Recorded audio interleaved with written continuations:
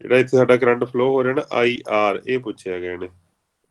ਲਓ ਜੀ ਆਪਸ਼ਨ ਹੈਗੀਆਂ ਨੇ ਇਹਦੀਆਂ 0 ਐਂਪੀਅਰ, 10 ਐਂਪੀਅਰ, 5 ਐਂਪੀਅਰ ਤੇ 0.5 ਐਂਪੀਅਰ।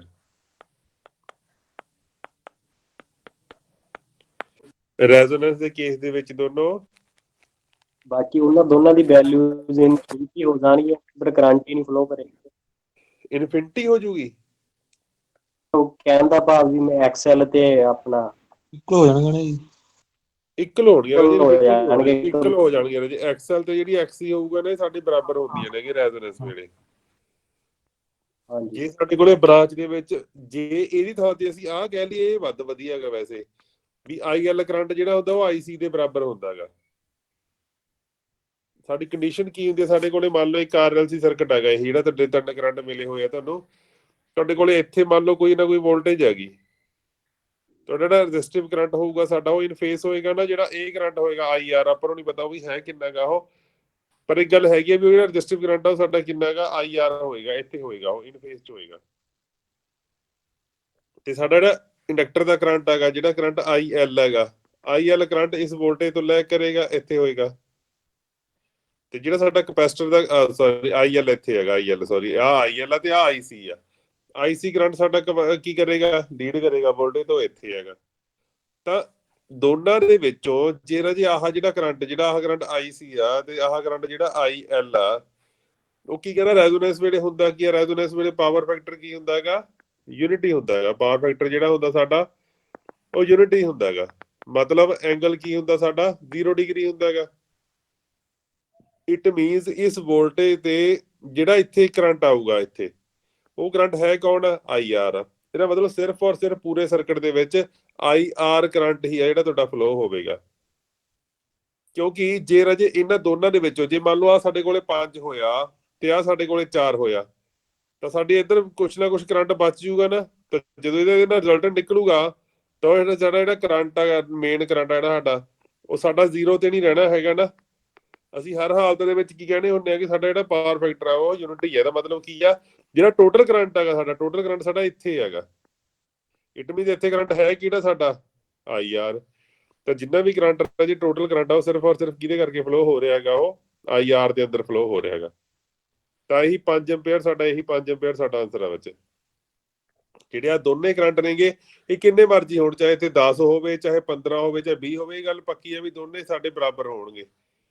ਜੇ ਦੋਨੇ ਸਾਡੇ ਬਰਾਬਰ ਆ ਗਏ ਤਾਂ ਉੱਪਰ ਵੀ ਤੇ ਨੀਚੇ ਵੀ ਜੇ ਦੋਨੇ ਬਰਾਬਰ ਆ ਤਾਂ ਇੱਕ ਦੂਜੇ ਨੂੰ ਦੋਨੇ ਆਪਸ ਦੇ ਵਿੱਚੋਂ ਕੱਟਦੇ ਨੇ। ਕਿਉਂਕਿ ਜਦੋਂ ਐਂਗਲ 180 ਡਿਗਰੀ ਦਾ ਹੁੰਦਾ ਹੈਗਾ ਤਾਂ ਟੋਟਲ ਜਿਹੜਾ ਰਿਜ਼ਲਟੈਂਟ ਹੁੰਦਾ ਸਾਡਾ I1 - I2 ਹੁੰਦਾ। ਠੀਕ ਹੈ ਜੀ, ਓਕੇ ਜੀ।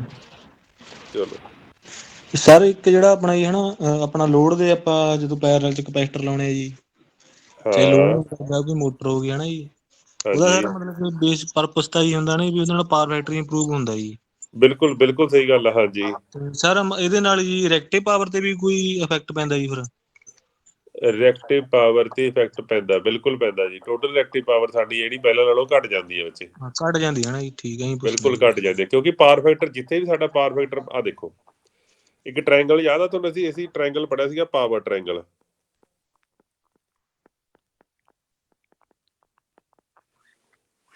ਪਾਵਰ ਟ੍ਰਾਇੰਗਲ ਦੇ ਵਿੱਚ ਏਦਾਂ ਬਣਾਈ ਸੀ ਅਸੀਂ ਟ੍ਰਾਇੰਗਲ।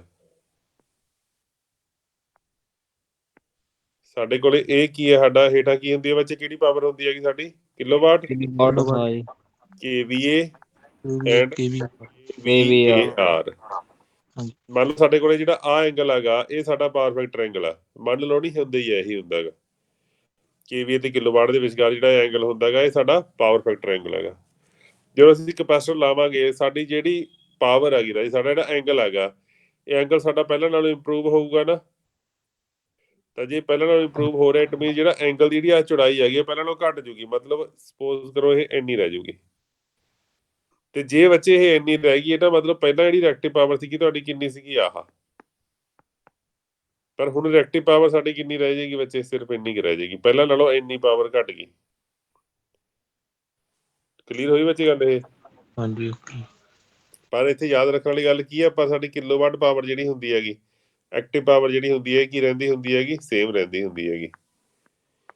ਇਹ ਦੇਖੋ ਇਹ 19 ਹੋ ਨਾ, ਇਹ ਤਾਂ ਲੈਂਥ ਇਹਦੀ ਤਾਂ 19 ਹੋ ਨਾ, ਹਾਂਜੀ ਤੇ ਇਹ ਸੇਮ ਰਹਿ ਜੂਗੀ। ਤੇ KVA ਰੇਟਿੰਗ ਵੀ ਜਿਹੜੀ ਹੋਊਗੀ ਹੁਣ ਪਹਿਲਾਂ ਨਾਲੋਂ ਕੀ ਹੋਊਗੀ ਰਾਜੇ, ਉਹ ਵੱਧ ਜਾਂਦੀ ਹੁੰਦੀ ਹੈ ਵੈਸੇ। ਜਾਂ ਕਹ ਲਓ ਜਿਹੜੀ KVA ਰੇਟਿੰਗ ਹੁੰਦੀ ਹੈ ਘੱਟ KVA ਰੇਟਿੰਗ ਨਾਲ ਹੁਣ ਸਾਨੂੰ ਵੱਧ ਕਿਲੋਵਾਟ ਪਾਵਰ ਮਿਲ ਰਹੀ ਹੈ। ਦੇਖੋ ਆਹ ਲਾਈਨ ਜਿਹੜੀ ਜੀ ਸੀ ਪਹਿਲਾਂ, ਜਿਹੜੀ ਆਹ ਲਾਈਨ ਦੀ ਲੈਂਥ ਸੀਗੀ ਇਹ ਸਾਡੀ ਵੱਧ ਸੀਗੀ ਨਾ, ਪਰ ਹੁਣ ਜਦੋਂ ਆਹ ਨੀਚੇ ਆ ਗਈ ਤਾਂ ਆਹ ਸਾਡੀ ਪਹਿਲਾਂ ਨਾਲੋਂ ਲੈਂਥ ਘੱਟ ਗਈ ਨਾ। ਤੇ ਲੈਂਥ ਘਟਣ ਦਾ ਮਤਲਬ ਕੀ ਆ ਵੀ ਘੱਟ KVA ਨਾਲ, ਜੇ ਸਾਡੇ ਕੋਲ ਪਹਿਲਾਂ ਇੱਥੇ 50 KVA ਦੇ ਨਾਲ 50 KVA ਦੇ ਨਾਲ ਇੱਥੇ ਸਾਡੇ ਕੋਲ ਜਿਹੜੀ ਪਾਵਰ ਸੀਗੀ ਉਹ 40 ਕਿਲੋਵਾਟ ਪੈਦਾ ਹੋ ਰਹੀ ਸੀ, ਤਾਂ ਹੁਣ ਆਹ ਲਾਈਨ ਦੀ ਲੈਂਥ ਘੱਟ ਗਈ ਨਾ ਪਹਿਲਾਂ ਨਾਲੋਂ।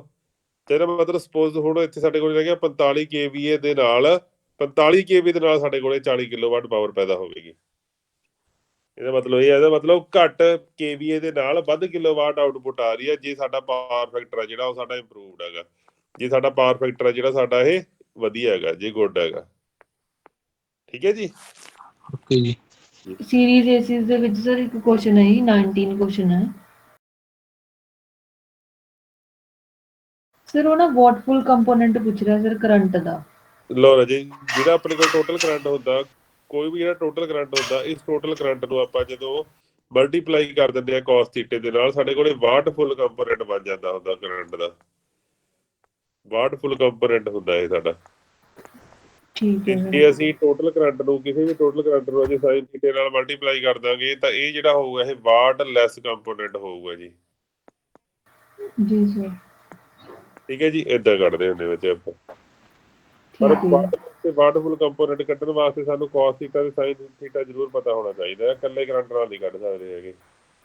ਉਹਨੂੰ ਦੱਸੇਗਾ ਵੀ ਸਾਡੇ ਕੋਲ ਇਹਦੀ ਰੈਜ਼ਿਸਟੈਂਸ ਹੈਗੀ, ਸਪੋਜ਼ ਕਰੋ R ਦੀ ਵੈਲਿਊ ਆ 3 ਓਮ ਆ ਗਈ, ਜਿਹੜੀ ਸਾਡੀ XL ਦੀ ਵੈਲਿਊ ਹੈਗੀ ਉਹ 4 ਓਮ ਆ ਗਈ, ਜਿਹੜਾ ਟੋਟਲ ਕਰੰਟ ਫਲੋ ਹੋ ਰਿਹਾ ਹੈਗਾ ਉਹ 10 ਐਂਪੀਅਰ ਹੋ ਰਿਹਾ। ਦੱਸੋ ਜੀ ਸਾਡਾ ਵਾਟ ਫੁੱਲ ਕੰਪੋਨੈਂਟ ਕਿੰਨਾ, ਇੱਥੋਂ ਪੁੱਛੂਗਾ ਉਹ।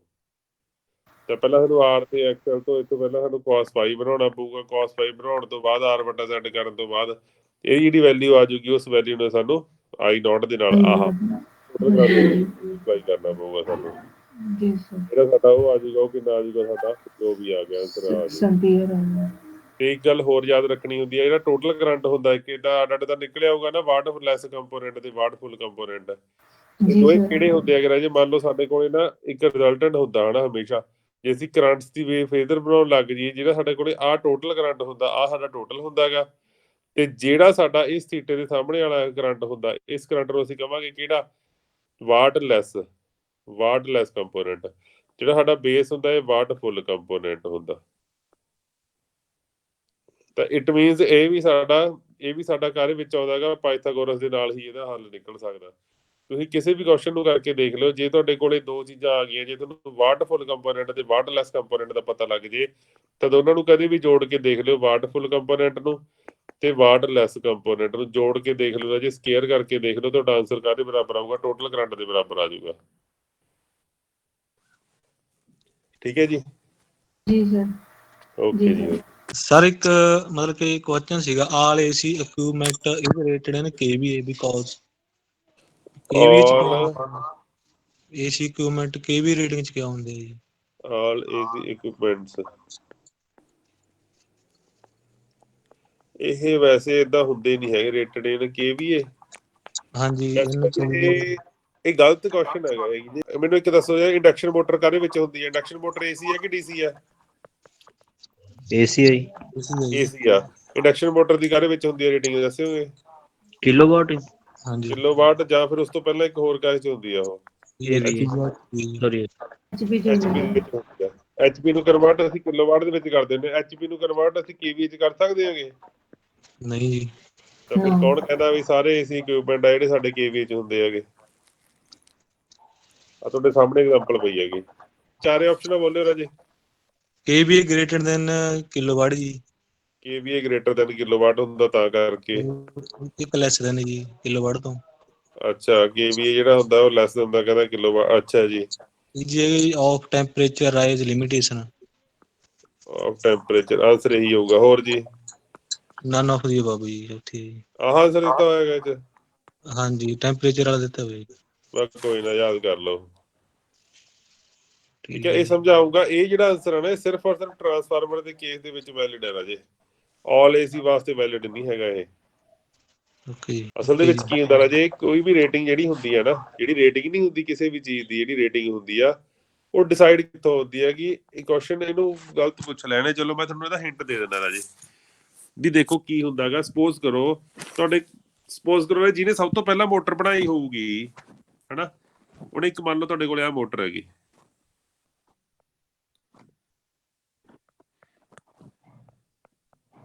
ਇੱਕ ਮੋਟਰ ਹੈਗੀ ਰਾਜੇ।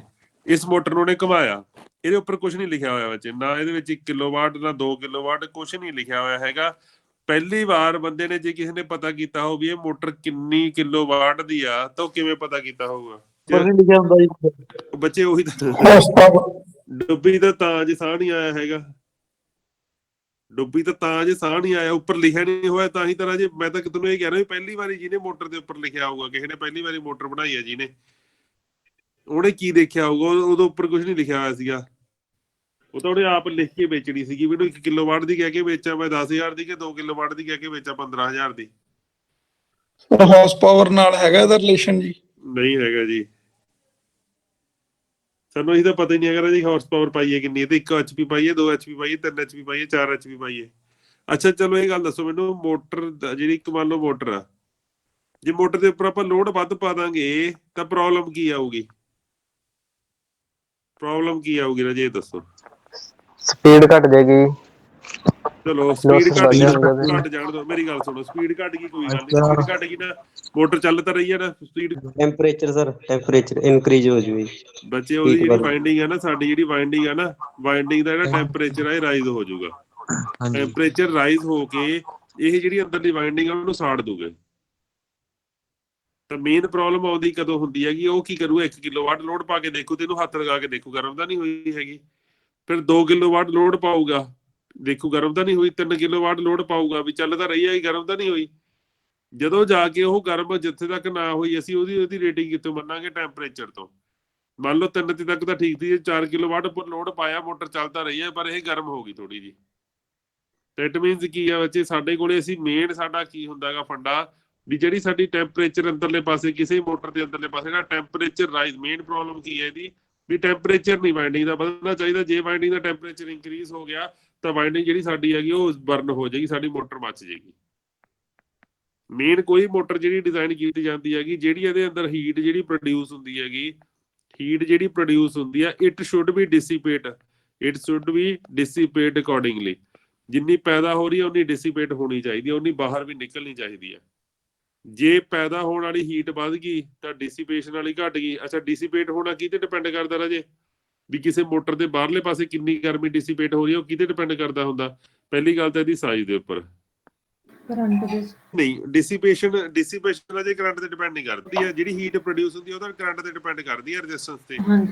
ਇਹ ਡਿਸੀਪੇਸ਼ਨ ਕਾਹਤੇ ਡਿਪੈਂਡ ਕਰਦੀ ਹੈਗੀ? ਇੱਕ ਤਾਂ ਸਾਈਜ਼ ਤੇ, ਹੋਰ ਕਿਵੇਂ ਗਰਮੀ, ਕਿਵੇਂ ਇਹਦੀ ਗਰਮੀ ਰਿਮੂਵ ਕਰਨੀ ਹੈਗੀ, ਇਹਦੀ ਕਿਵੇਂ ਕਰੋਗੇ?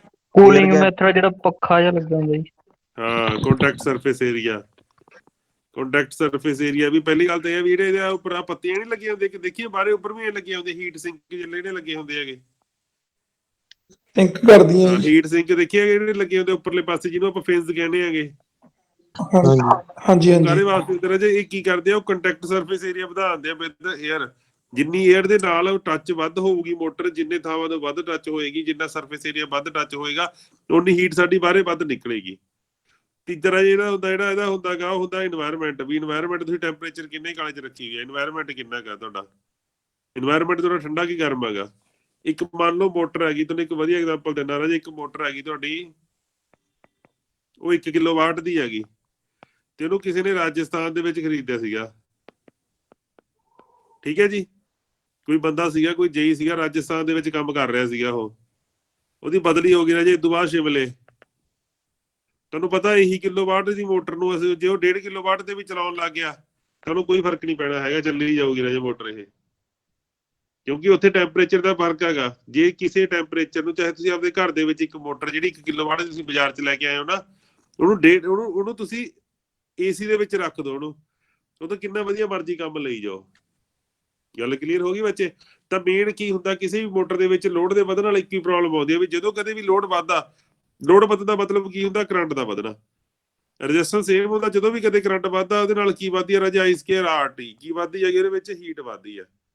ਤੇ ਇਹ ਜਿਹੜੀ ਹੀਟ ਕਰਕੇ ਟੈਂਪਰੇਚਰ ਜਿਹੜਾ ਰਾਈਜ਼ ਹੁੰਦਾ ਉਸਦੇ ਨਾਲ ਕੀ ਹੋਏਗਾ, ਵਾਈਂਡਿੰਗ ਜਿਹੜੀ ਹੁੰਦੀ ਹੈ ਸਾਡੀ ਉਹ, ਜਾਂ ਫਿਰ ਜਿਹੜੀ ਇਨਸੂਲੇਸ਼ਨ ਹੁੰਦੀ ਹੈ ਸਾਡੀ ਉਹ ਬਰਨ ਹੋ ਜਾਂਦੀ ਹੈਗੀ।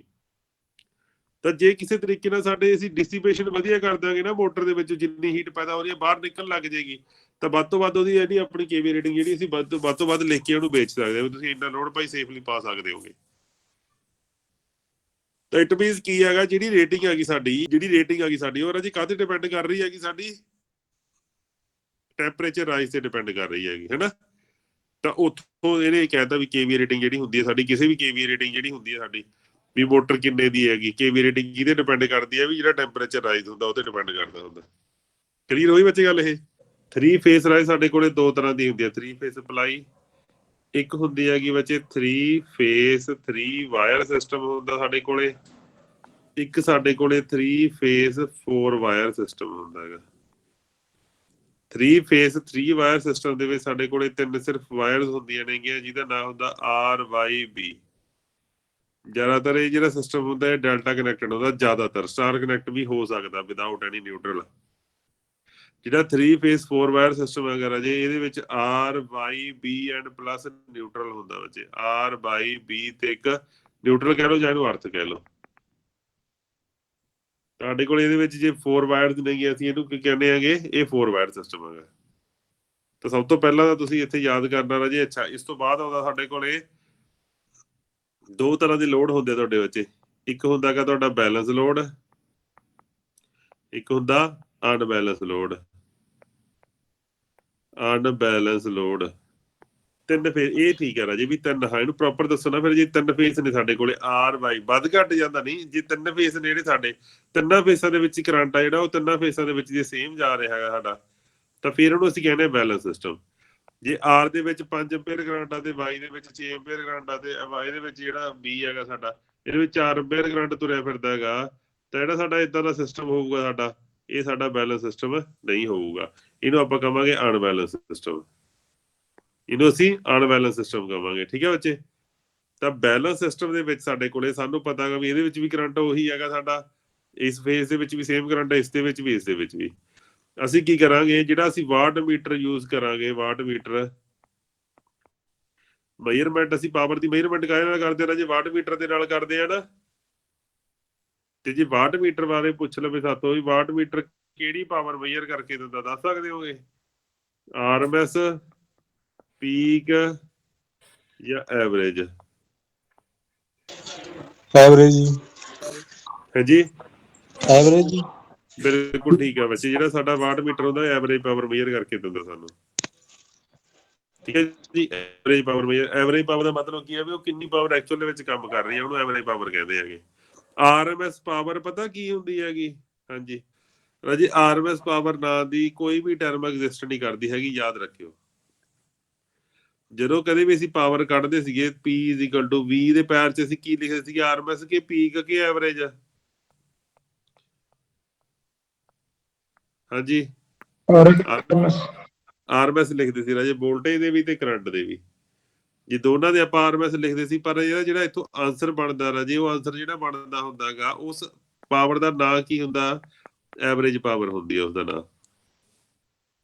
ਤਾਂ RMS ਪਾਵਰ ਨਾਂ ਦੀ ਕੋਈ ਪਾਵਰ ਨਹੀਂ ਹੁੰਦੀ ਹੈਗੀ, ਯਾਦ ਰੱਖਣਾ ਹੈਗਾ ਅਸੀਂ। ਚਲੋ ਮੈਂ ਵਾਪਸ ਆਉਣੇ, ਅਸੀਂ ਕੁਐਸਚਨ ਦੇ ਉੱਪਰ ਵਾਪਸ ਆਉਣੇ ਆ। ਸਾਡਾ ਕੋਈ ਵੀ ਜਿਹੜਾ ਵਾਟ ਮੀਟਰ ਆ ਬੱਚੇ, ਉਹ ਕੀ ਪੜ੍ਹਦਾ ਹੁੰਦਾ ਹੈਗਾ? ਐਵਰੇਜ ਪਾਵਰ ਪੜ੍ਹਦਾ ਹੁੰਦਾ, ਜਿਹਨੂੰ ਤੁਸੀਂ ਕਹਿੰਦੇ ਹੋ ਟਰੂ ਪਾਵਰ, ਚਾਹੇ ਇਹਨੂੰ ਤੁਸੀਂ ਕਹਿ ਲਓ ਰੀਅਲ ਪਾਵਰ।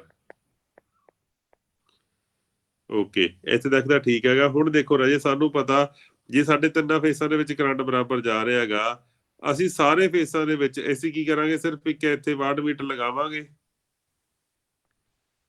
ਕੋਈ ਵੀ 2 ਫੇਸਾਂ ਦੇ ਵਿੱਚ ਅਸੀਂ ਇੱਕ ਵਾਟ ਮੀਟਰ ਲਗਾਤਾ, ਠੀਕ ਹੈ।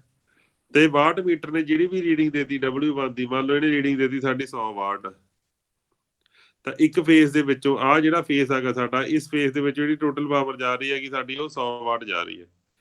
ਅਸੀਂ ਕੁਛ ਨਹੀਂ ਕਰਾਂਗੇ, ਇਹ ਸਿੱਧਾ ਬੈਲੈਂਸ ਵਾਸਤੇ ਦੱਸ ਰਿਹਾ ਜੀ, ਯਾਦ ਰੱਖਣਾ। ਅਸੀਂ ਮੈਂ ਕਿਹਦੀ ਗੱਲ ਕਰ ਰਿਹਾ ਹੈਗਾ? ਮੈਂ ਬੈਲੈਂਸ ਲੋਡ ਦੀ। ਬੈਲੈਂਸ ਲੋਡ ਵਾਸਤੇ ਮੈਂ ਸਿਰਫ ਇੱਕ ਵਾਟ ਮੀਟਰ ਯੂਜ਼ ਕਰੂੰਗਾ ਬੱਚੇ, ਇੱਕ ਵਾਟ ਮੀਟਰ ਯੂਜ਼ ਕਰੂੰਗਾ ਬੈਲੈਂਸ ਲੋਡ ਵਾਸਤੇ, ਕਿਉਂਕਿ ਕੁਐਸਚਨ ਕੀ ਪੁੱਛਦਾ ਹੁੰਦਾ ਹੈਗਾ, how many watt meters are used for a 3 phase 3 wire balance system. Balance system ਵਾਸਤੇ ਸਾਡੇ ਕੋਲੇ 1 ਵਾਟ ਮੀਟਰ ਸਾਡਾ ਸਫੀਸ਼ੀਐਂਟ ਆ। ਜਿਹੜੀ ਇੱਕ ਪਾਵਰ ਆ ਗਈ ਇਹਨੂੰ 3 ਨਾਲ ਗੁਣਾ ਕਰ ਦਾਂਗੇ, ਸਾਡੇ ਕੋਲ 3 ਫੇਸਾਂ ਦੀ ਕਿੰਨੀ ਆ ਗਈ 300 ਵਾਟ ਬਣ ਗਈ। ਸਿੱਧਾ ਏਦਾਂ ਨਿਕਲ ਜਾਏਗਾ ਬੱਚੇ, ਕੋਈ ਦਿੱਕਤ ਵਾਲੀ ਗੱਲ ਨਹੀਂ ਹੈਗੀ। ਤੇ ਸਾਨੂੰ ਪਤਾ ਹੀ ਹੈਗਾ ਹਰੇਕ ਦੇ ਵਿੱਚ ਕਰੰਟ ਆ ਜਿਹੜਾ ਸਾਡਾ 2 ਐਂਪੀਅਰ 2 ਐਂਪੀਅਰ 2 ਐਂਪੀਅਰ ਜਾ ਰਿਹਾ, ਅਸੀਂ ਵਾਧੂ ਦਾ ਖਰਚਾ ਕਿਉਂ ਕਰੀਏ 1 ਵਾਟ ਮੀਟਰ ਇੱਥੇ ਲਗਾਈਏ। ਜਦ ਆਪਾਂ ਨੂੰ ਪਤਾ ਲੱਗੇ ਫੇਸ ਟੂ ਫੇਸ ਇੱਕ ਗੱਲ ਪੱਕੀ ਹੁੰਦੀ ਹੈ ਕਿ ਫੇਸ ਟੂ ਫੇਸ ਜੇ ਕਰੰਟ ਬਰਾਬਰ ਹੋਵੇ ਤਾਂ ਮੋਸਟਲੀ ਉਹ ਤਾਂ ਹੀ ਬਰਾਬਰ ਹੋਊਗਾ ਜੇ ਇਹਨਾਂ ਦੇ ਕ੍ਰੋਸ ਜਿਹੜੀ ਵੋਲਟੇਜ ਆ 3 ਫੇਸਾਂ ਦੀ ਉਹ ਜਿਹੜੀ ਲਾਈਨ ਵੋਲਟੇਜ ਜਿਹੜੀ ਉਹ ਬਰਾਬਰ ਹੈਗੀ।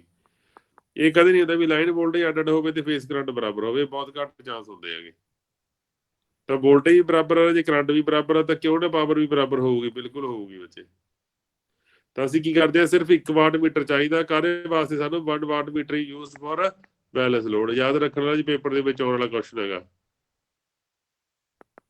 ਵੀ 3 ਫੇਸ 3 ਵਾਇਰ ਸਿਸਟਮ ਵਾਸਤੇ ਸਾਡੇ ਕੋਲੇ how many what metre the required, ਕਿੰਨੇ ਵਾਟ ਮੀਟਰ ਚਾਹੀਦੇ ਹੁੰਦੇ? ਸਿਰਫ 1 ਵਾਟ ਮੀਟਰ ਚਾਹੀਦਾ ਹੈਗਾ। ਇਹ ਤਾਂ ਹੈਗਾ ਸੀਗਾ ਰਾਜ ਸਾਡਾ ਬੈਲੈਂਸ ਲੋਡ ਦਾ। ਜੇ ਸਾਨੂੰ ਅਨਬੈਲੈਂਸ ਦੇ ਵਿੱਚ ਪੁੱਛਿਆ ਜਾਵੇ, ਪਹਿਲੀ ਗੱਲ ਤਾਂ ਅਨਬੈਲੈਂਸ ਲੋਡ ਵੀ ਰਾਜ 2 ਤਰ੍ਹਾਂ ਦਾ ਹੁੰਦਾ ਹੈਗਾ। ਅਨਬੈਲੈਂਸ ਲੋਡ ਇੱਕ ਤਾਂ star connection without any neutral, ਇਹ ਅਨਬੈਲੈਂਸ ਹੋ ਸਕਦਾ ਹੈਗਾ ਵੀ ਇੱਥੇ ਕਰੰਟ ਕੁਝ ਹੋਰ ਹੈਗਾ IR ਹੈਗਾ, ਇੱਥੇ ਕਰੰਟ ਕੁਝ ਹੋਰ ਹੈਗਾ IY, ਇੱਥੇ ਕਰੰਟ ਕੁਝ ਹੋਰ ਆ IB।